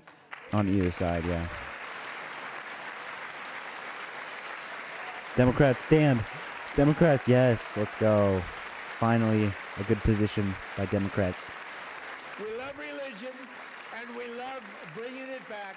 Oh, they got to It's sit down coming now back because he at said he levels loves that religion. Nobody actually thought possible. It's really a beautiful thing to see. Above all, unleashing America's promise requires keeping our communities safe. We have made incredible strides, yet dangerous repeat offenders continue to be released by pro-crime Democrat politicians again and again. We are honored to be joined tonight by a woman who's been through hell, Anya Zarutska. In 2022, she and her beautiful daughter, so beautiful, what a beautiful young woman, Irina, fled war-torn Ukraine to live with relatives near Charlotte, North Carolina. And by the way, what's going on with Charlotte?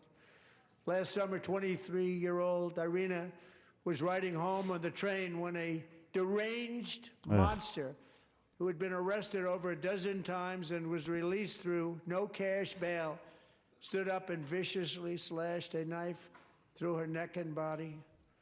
No one will ever forget there were people on that train. No one will ever forget the expression of terror on Irina's face as she looked up at her attacker in the last seconds of her life. She died instantly. She had escaped a brutal war only to be slain by a hardened criminal, set free to kill in America, came in through open borders. Mrs. Zarutska, tonight I promise you we will ensure justice for your magnificent daughter, Irina.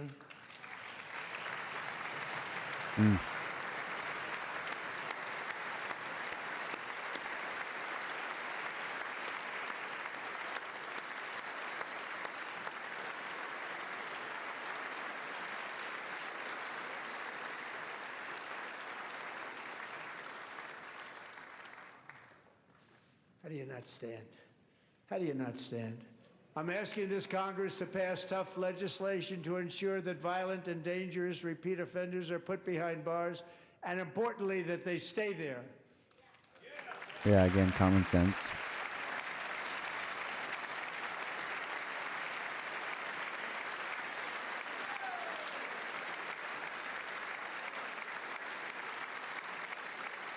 Starting last summer, I deployed our National Guard and federal law enforcement to restore law and order to our most dangerous cities, including Memphis, Tennessee, big success, New Orleans, Louisiana, big success, and our nation's capital itself, Washington, D.C., where we have almost no crime anymore in Washington, D.C. How did that happen?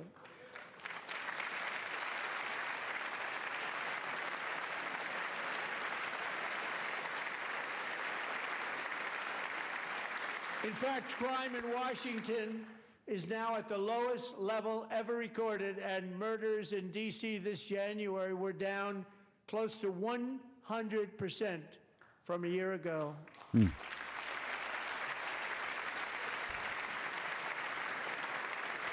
I think the Democrats just stand on that one too, honestly. But they can't acknowledge any good thing Trump does. Because he does a lot of bad, does a lot of good. And One of the sick people, one of the partisan brave politics service prevents members that. who helped achieve this stunning turnaround was 20-year-old West Virginia Army National Guard Specialist Sarah Beckstrom. After a 4-month deployment, she voluntarily extended her service, and her rank was going to be lifted. She was doing so well. They were so proud of her. But the very next day, she was on patrol near the White House when she was ambushed and shot in the head by a terrorist monster from Afghanistan. Shouldn't have been in our country. And all because she wore the uniform of our nation, she was shot.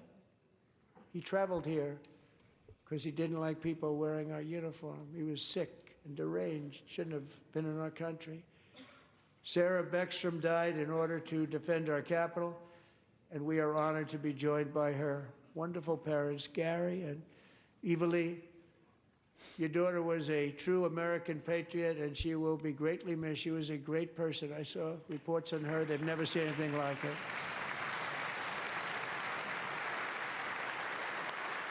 It'd be weird, like your kid was killed, and then everyone's looking at you, drawing attention to it, but also you want to draw attention to it as you want to honor your daughter's legacy.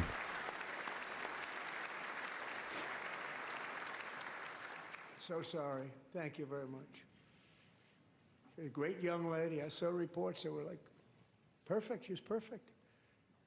Serving alongside Sarah that day was Staff Sergeant Andrew Wolf. The terrorist shot Andrew in the head, and no one thought he could possibly make it. The two of them, Sarah and Andrew, both shot violently in the head. Neither was expected to make it. They weren't even given a chance, except his wonderful mother, named Melody, who I spoke to the same night, and she was so positive. The doctors thought that Andrew was gone, but his mother said, no, Mr. President, Andrew will be fine. He's going to make it. I've never seen anything like it. I mean, he was given almost no chance. She said, I have no doubt, sir, he's going to be okay. This was a conversation that I had with her that night, with her son laying helplessly in bed, blood all over. Everybody is praying, she said, sir, he will be okay. The doctors didn't understand what she was saying, and after looking at the results of the damage done, neither did I. She was so strong and conclusive that even Andrew's great father felt she didn't really understand the gravity of the situation. But she turned out to be right. Right, Melody? She turned out to be right.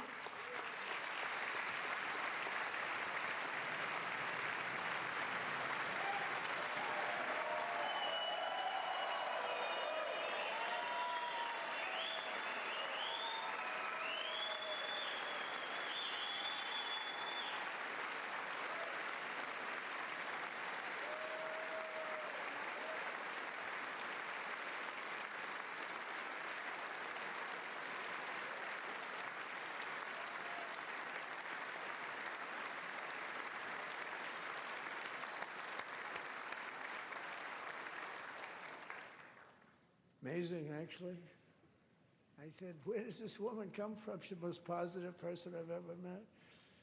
With God's help, Andrew has battled back from the edge of death, and we're talking about the edge of death, on his way to a miraculous recovery. He's got a little work to do, but he's doing great.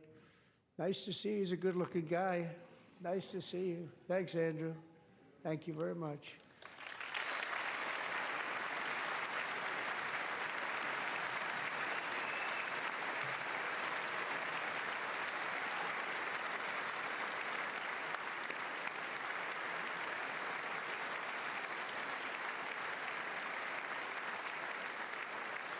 So, Andrew, while you're up, now I'm going to ask a highly respected General James Seward to present Staff Sergeant Andrew Wolf and the great family of Sarah Beckstrom with the award created by our late, great President George Washington himself. It's called the Purple Heart.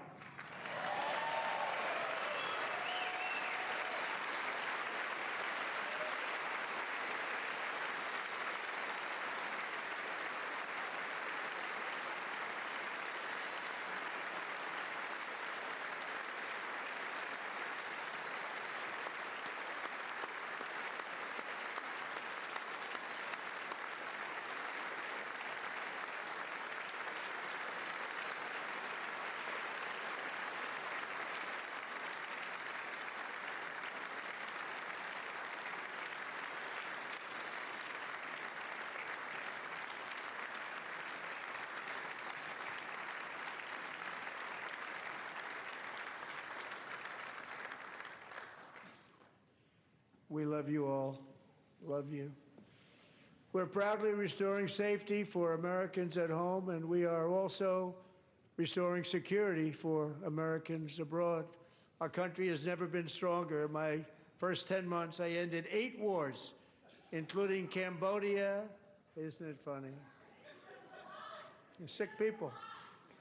Cambodia and Thailand, Pakistan and India would have been a nuclear war. 35 million people said the Prime Minister of Pakistan would have died if it were not for my involvement. Kosovo and Serbia, Israel and Iran, Egypt and Ethiopia, Armenia and Azerbaijan, the Congo and Rwanda, and of course the war in Gaza, which proceeds at a very low level. It's just about there.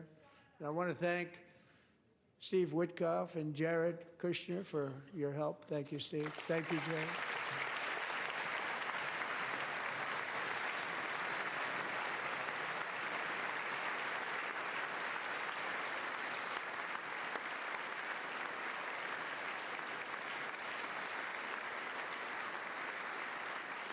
And I also want to thank the man they report to, Secretary of State Marco Rubio. Thank you, Marco.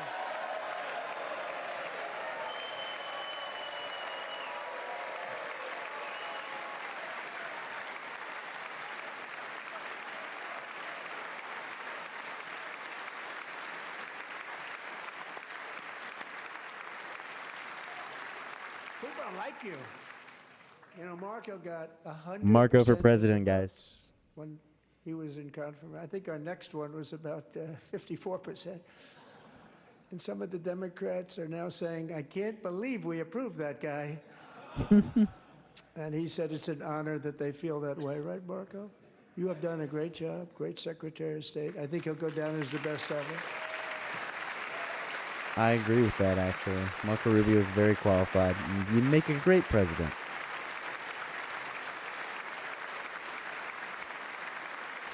Under the ceasefire I negotiated, every single hostage, both living and dead, has been returned home. Can you believe that?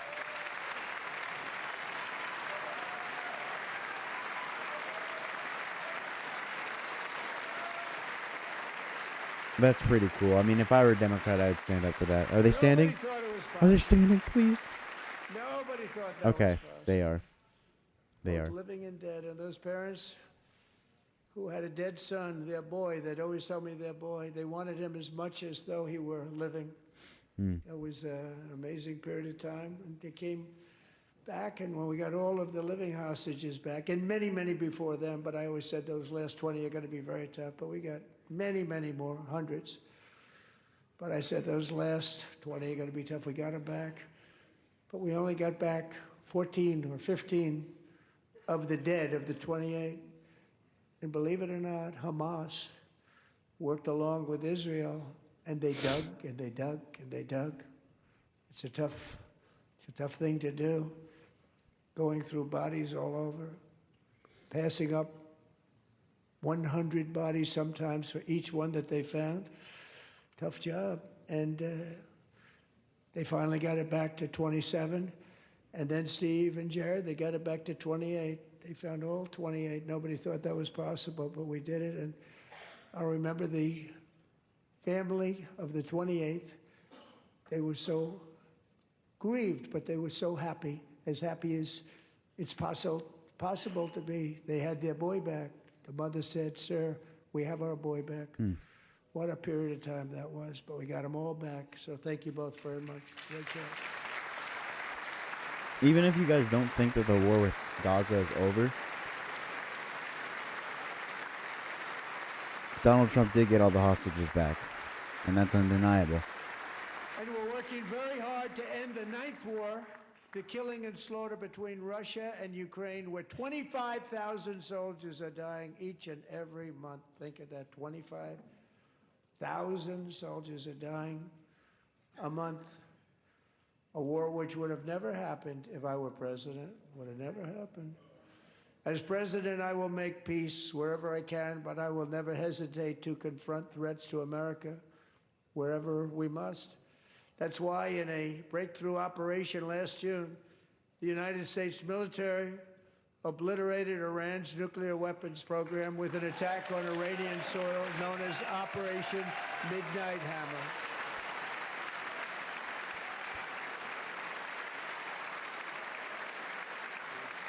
Democrats standing for that one or no? For decades, it had been the policy of the United States never to allow Iran to obtain a nuclear weapon. Many decades. Since they seized control of that proud nation 47 years ago, the regime and its murderous proxies have spread nothing but terrorism and death and hate. Yeah. They've killed and maimed thousands of American service members and hundreds of thousands and even millions of people with what's called roadside bombs. They were the kings of the roadside bomb. And we took out Soleimani. I did that during my first term. Had a huge impact. He was the father of the roadside bomb.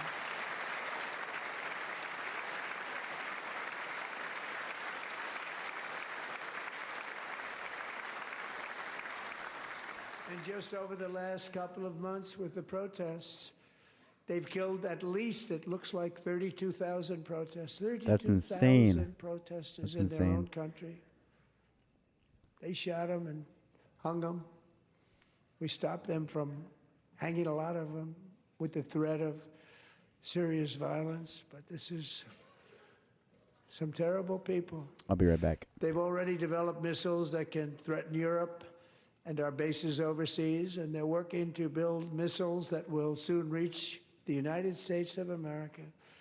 After Midnight Hammer, they were warned to make no future attempts to rebuild their weapons program, and in particular, nuclear weapons. Yet they continue, starting it all over. We wiped it out, and they want to start all over again, and are at this moment again pursuing their sinister ambitions. We are in negotiations with them. They want to make a deal, but we haven't heard those secret words. We will never have a nuclear weapon. My preference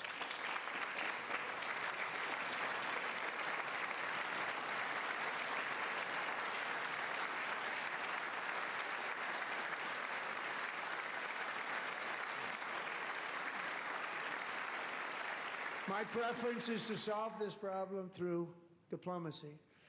But one thing is certain, I will never allow the world's #1 sponsor of terror, which they are by far. Yeah, this is to have really a good. nuclear weapon. I don't Can't think they let should that have any happen. sort of enriched uranium whatsoever, and I think that's a good line in the sand to draw. I think Trump knows this and putting his foot down. You can't make a deal unless they're willing to never make that the And no case. nation should ever doubt America's resolve. We have the most powerful military on earth. I rebuilt the military in my first term. We're going to continue to do so.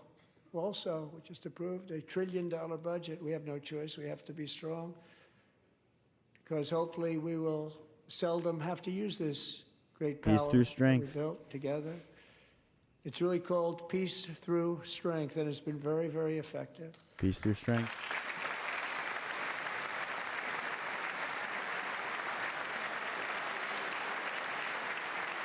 The big military budget is So to thanks avoid to war, Republican according to In Trump. Congress, we're investing that record number of dollars, have no choice, in the United States Armed Forces. Also creating a lot of jobs, but we're not even doing it for that reason. Because as I said, we have more jobs, more people working today than ever before in the history of our country. And NATO countries are friends and allies. They're paying They're more. our friends and they're our allies. Have just agreed at my very strong request I'm glad he says that they're to pay our friends. 5% of GDP for military defense rather than the 2%, which they weren't paying. We were paying for almost all of NATO. Now they're paying 5 as opposed to not paying 3.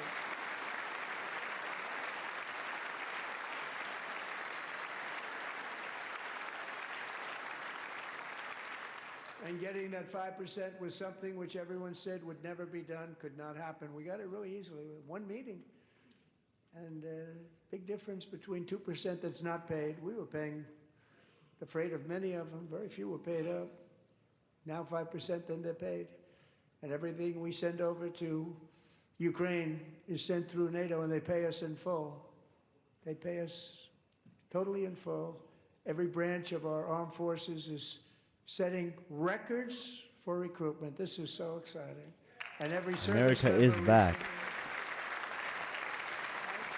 I do think, like, one thing I appreciate about Trump is the idea of pride in America. And I understand that, you know, we have a hard history, but there's also a lot of triumphs. And we're protected by the Constitution. There's a ton of things to be proud about in America. And I do like that Trump stresses that.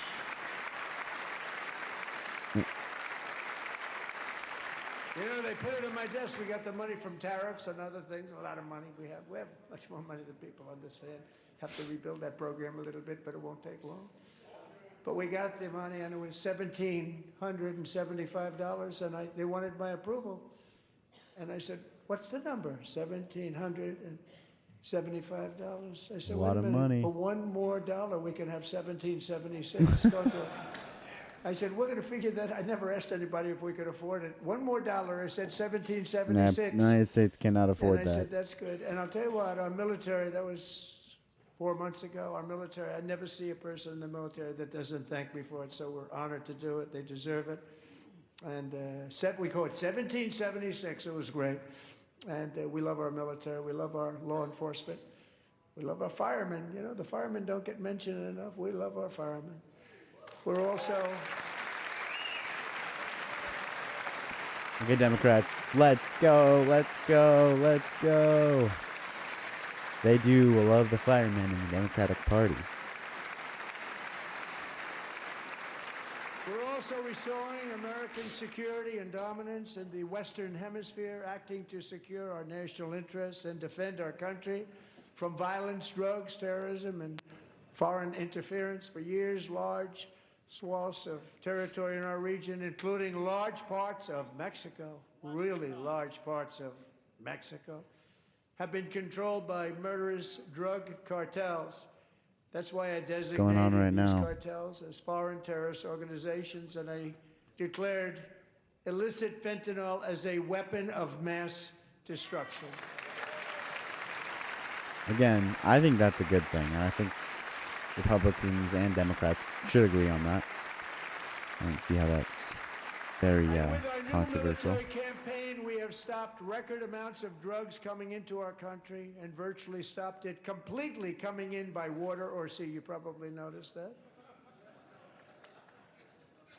We very seriously damaged their fishing industry also. Nobody wants to go fishing anymore. We've also taken down one of the most sinister cartel kingpins of all. You saw that yesterday. In January. Come on, Democrats. You can stand for that. Okay, there's a couple of them. I think that's a good thing. In January, elite American warriors carried out one of the most complex, spectacular feats of military competence and power in world history. No Venezuela. one's seen anything like it. Foreign leaders, I won't tell you who, called me and they said, very impressive. They couldn't believe, they all watched, they saw what happened. This is a different fighting force that we had years ago when we fought to tie. You know, it's a great fighting force. I'm so proud of it. Look at Space Force. Space Force is my baby. We did that. My baby is becoming so important. Trump. He loves his baby. I wonder, when he says that Space Force is becoming important, does that mean that they're using that branch of the military if they use that in Venezuela? I don't know how that would work. I don't know much about Space Force. America's armed forces overwhelmed all defenses and utterly defeated an enemy, good fighters, to end the reign of outlaw dictator Nicolas Maduro and bring him to face American justice.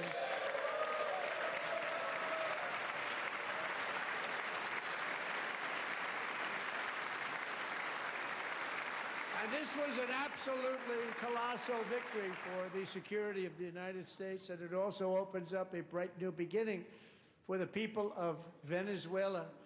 We're working closely with the new president of Venezuela, Delcy Rodriguez, to unleash extraordinary economic gains for both of our countries and to bring new hope to those who have suffered so terribly. They really did suffer. With us tonight is Alejandro Gonzalez. She grew up in a tight-knit Venezuelan family and was especially close to her beloved uncle Enrique. But after Enrique ran for office and opposed Maduro, he was kidnapped by Maduro's security forces and thrown into the regime's really infamous prison in Caracas. Alejandro feared she would never see her uncle again. She feared for her own life also. But since the raid, we have worked with the new leadership, and they have ordered the closure of that vile prison and released hundreds of political prisoners. That's stuff you don't hear already. about on the news. You only hear the More to negative. come. Alejandro, I'm pleased to inform you, You only hear the that negative. not only has your uncle been released, but he is here tonight. We brought him over to celebrate What? his freedom with you in person. Enrique, please come down. Okay, all the Democrats need to stand at this. This is awesome. This man is free because of what Trump did. So, hate him or love him, acknowledge that. Acknowledge that. Oh.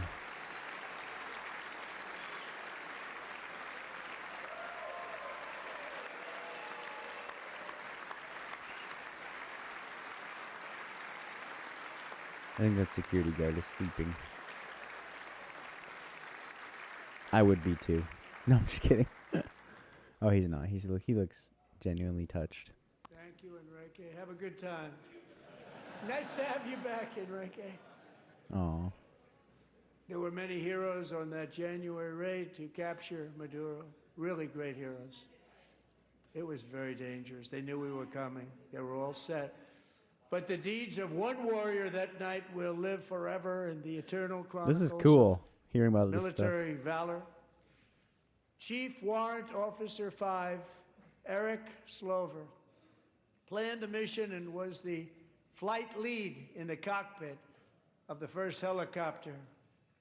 A big, beautiful, powerful helicopter. The best Massive helicopter Chinook, known to carrying, mankind. as you can imagine, many, many American warfighters.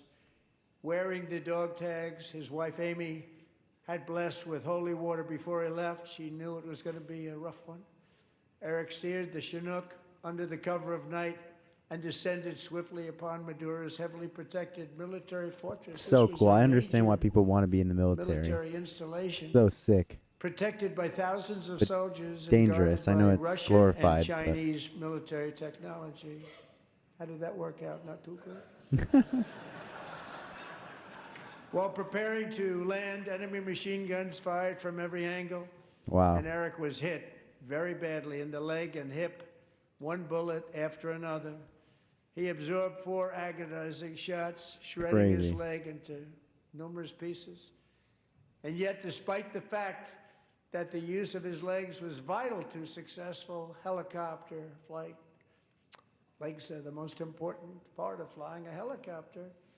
To deliver the many commandos who would capture and detain Maduro was the only thing Eric was thinking about. Then, even as he was gushing blood, which was flowing back down the aisle, helicopter lands at a steep angle. The machine gun stood right in front of him. They were right in front of him, 2 machine gunners who escaped the wrath of the previous planes. Eric maneuvered his helicopter with all of those lives and souls to face the enemy and let his gunners eliminate the threat.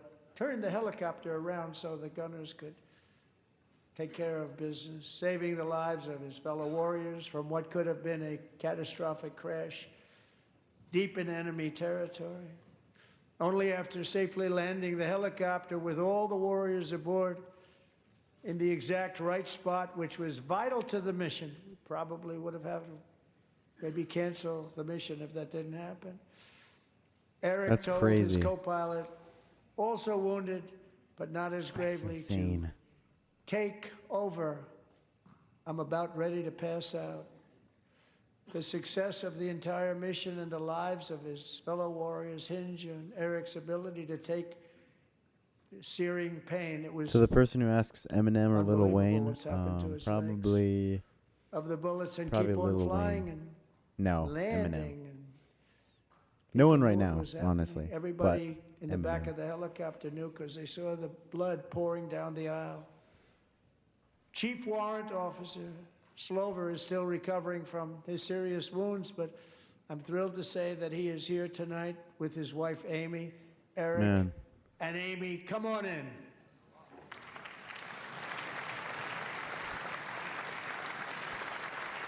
Oh, shoot, this guy's awesome. So for those of you who didn't catch it, this guy landed a helicopter after being shot in the leg, and it was like crucial for the success of the mission.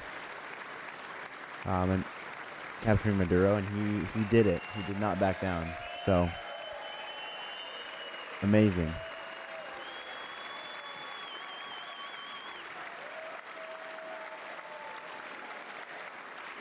That's a man right there. That's a man.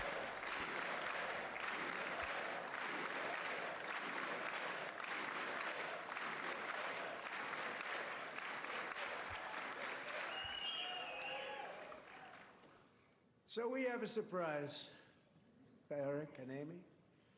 In recognition of Eric's actions above and beyond the call of duty, I would now like to ask General Jonathan Braga to present Chief Warrant Officer Slover with our nation's highest military award, the Congressional Medal of Honor.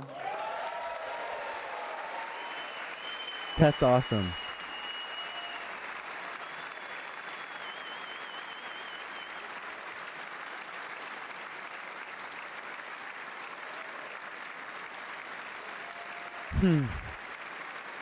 I honestly, like, I love that they do this stuff, because these are the people that need recognition. Yes, all the politicians are the ones we see in the news all the time, but these are the people that make this country so great. You know, the politicians are glorified or demonized, but like, these are Americans. This is what, when you stand for the national anthem, like when you celebrate the flag, that's celebrating people like this who have died for our freedom. You know, it's not celebrating Trump. It's not celebrating Biden when he was president. You know, it's why I was always patriotic, even when I disagreed with the president that was in the White House. And I hope you guys can learn, like, do that too. You know, I hope that, let's say, even AOC wins. Okay, that's a little far. But let's say, Well, thank you very yeah, much, a Democrat Eric wins. and Amy. Still be patriotic, you know. Great to get to know you. I met with them and with a lot of their fellow warriors at Fort Bragg recently. You notice the name Fort Bragg, we have it back, we brought it back. We won the First World War with it, the Second World War with it, and then they decided to change it. And the Third World War We against changed it Iran. back. No, I'm just kidding. I'm kidding. Everybody wanted to change back too. And 10 of Eric's fellow warriors from that incredible night of victory will also be receiving medals at a private ceremony that will soon be held at the White House. And How cool is that? How cool is that? Oh, man.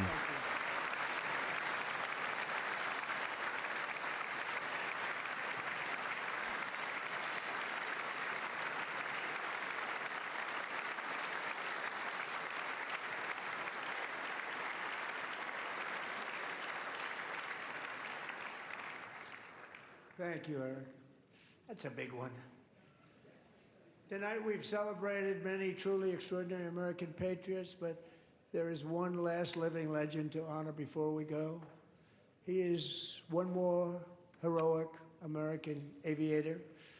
Navy fighter pilot Royce Williams served in World War II, Korea, Vietnam, flying more than 220 missions. He's probably the guy next to Melania. In the skies over Korea in 1952, Royce was in the dogfight of a lifetime, legendary dogfight. Flying through blizzard conditions, his squadron was ambushed by 7 Soviet fighter planes. It was his first aerial combat of the war, and despite being massively outnumbered and outgunned, Royce led the takedown of 4 enemy jets and almost destroyed the others, vanquishing his adversaries while taking 263 bullets to his own plane and being seriously hurt. Wow. His story was secret for over 50 years. He didn't even want to tell his wife, but the legend grew and grew. But tonight, at 100 years old, this brave Navy captain is finally getting the recognition he deserves. He was a legend long before this evening. Royce, please stand up, and I will ask the First Lady of the United States to present Captain Royce Williams with his Congressional Medal of Honor. That's awesome. Royce Williams, is that his name? Yeah, Royce Williams. Hope he has like Twitter or something. I would love to follow him. Oh my gosh. Again, these are the people that built our country and the people that we owe everything to. You know?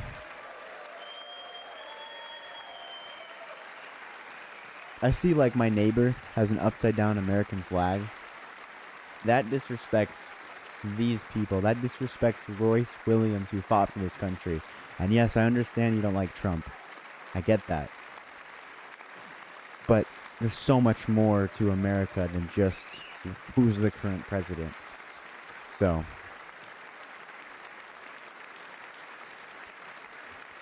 so much more.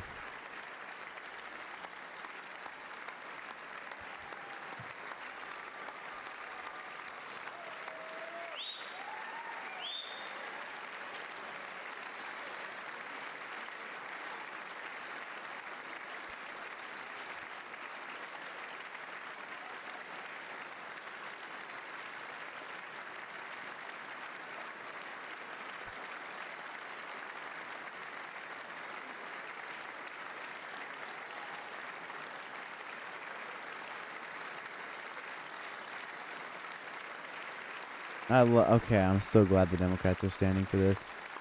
Because this man deserves it. No one else.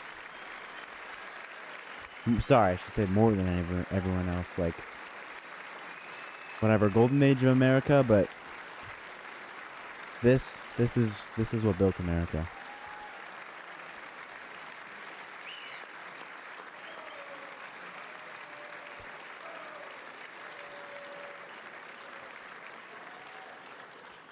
Thank you, Royce, and thank you, Eric.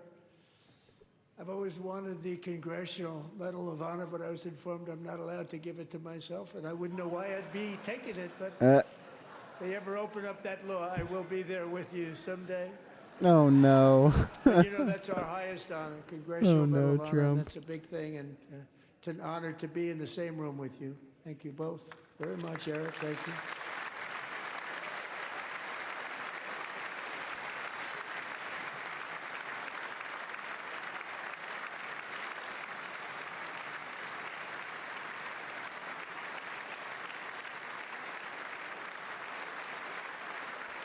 Thank you.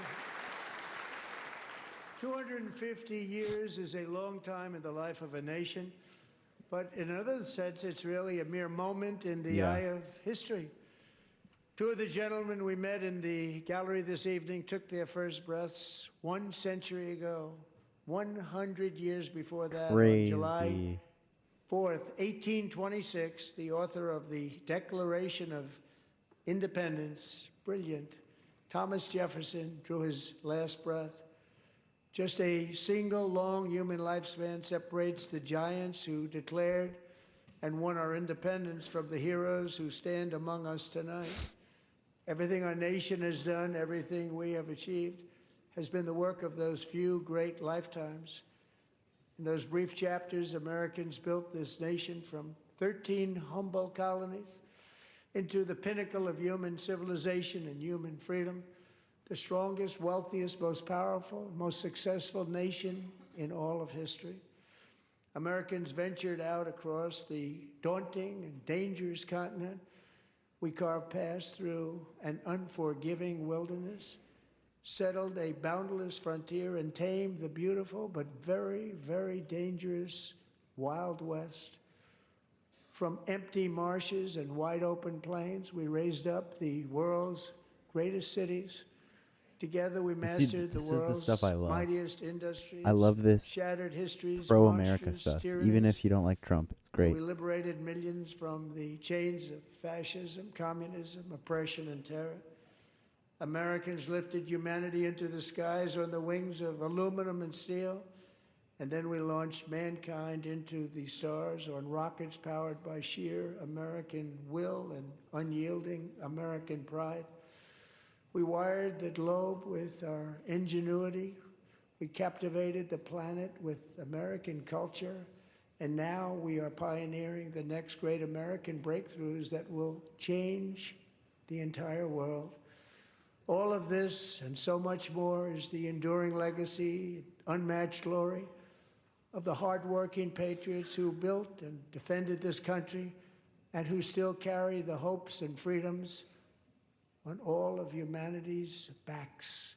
For years they were forgotten, betrayed, and cast aside. But that great betrayal is over, and they will never be forgotten again. Because when the world needs courage, daring, vision, and inspiration, it is still turning to America. And when God needs a nation to work his miracles, he knows exactly who to ask. There is no challenge Americans cannot overcome, no frontier too vast for us to conquer, no dream too bold for us to chase, no horizon too distant for us to claim. For our destiny is written by the hand of providence, and these first 250 years were just the beginning. From the rugged border towns of Texas to the heartland villages He's of nailing Michigan, this right now. from the sun-kissed shores of Florida to the endless fields of the Dakotas, and from the historic streets of Philadelphia to right here in our nation's capital, Washington, D.C., the golden age of America is upon us. The revolution that began in 1776 has not ended. It still continues because I the love flame it. of I love liberty this. and independence still burns in the heart of every American This is patriot. what America is about, guys. And our future will be bigger, better, brighter, bolder, and more glorious than ever before. Thank you, God bless you, and God bless America. All right. That is the State of the Union. I want to recap real quick, and then I am going to If you've been watching stop the the President's stream. State of the Union. All right. So for me, hold on. Okay.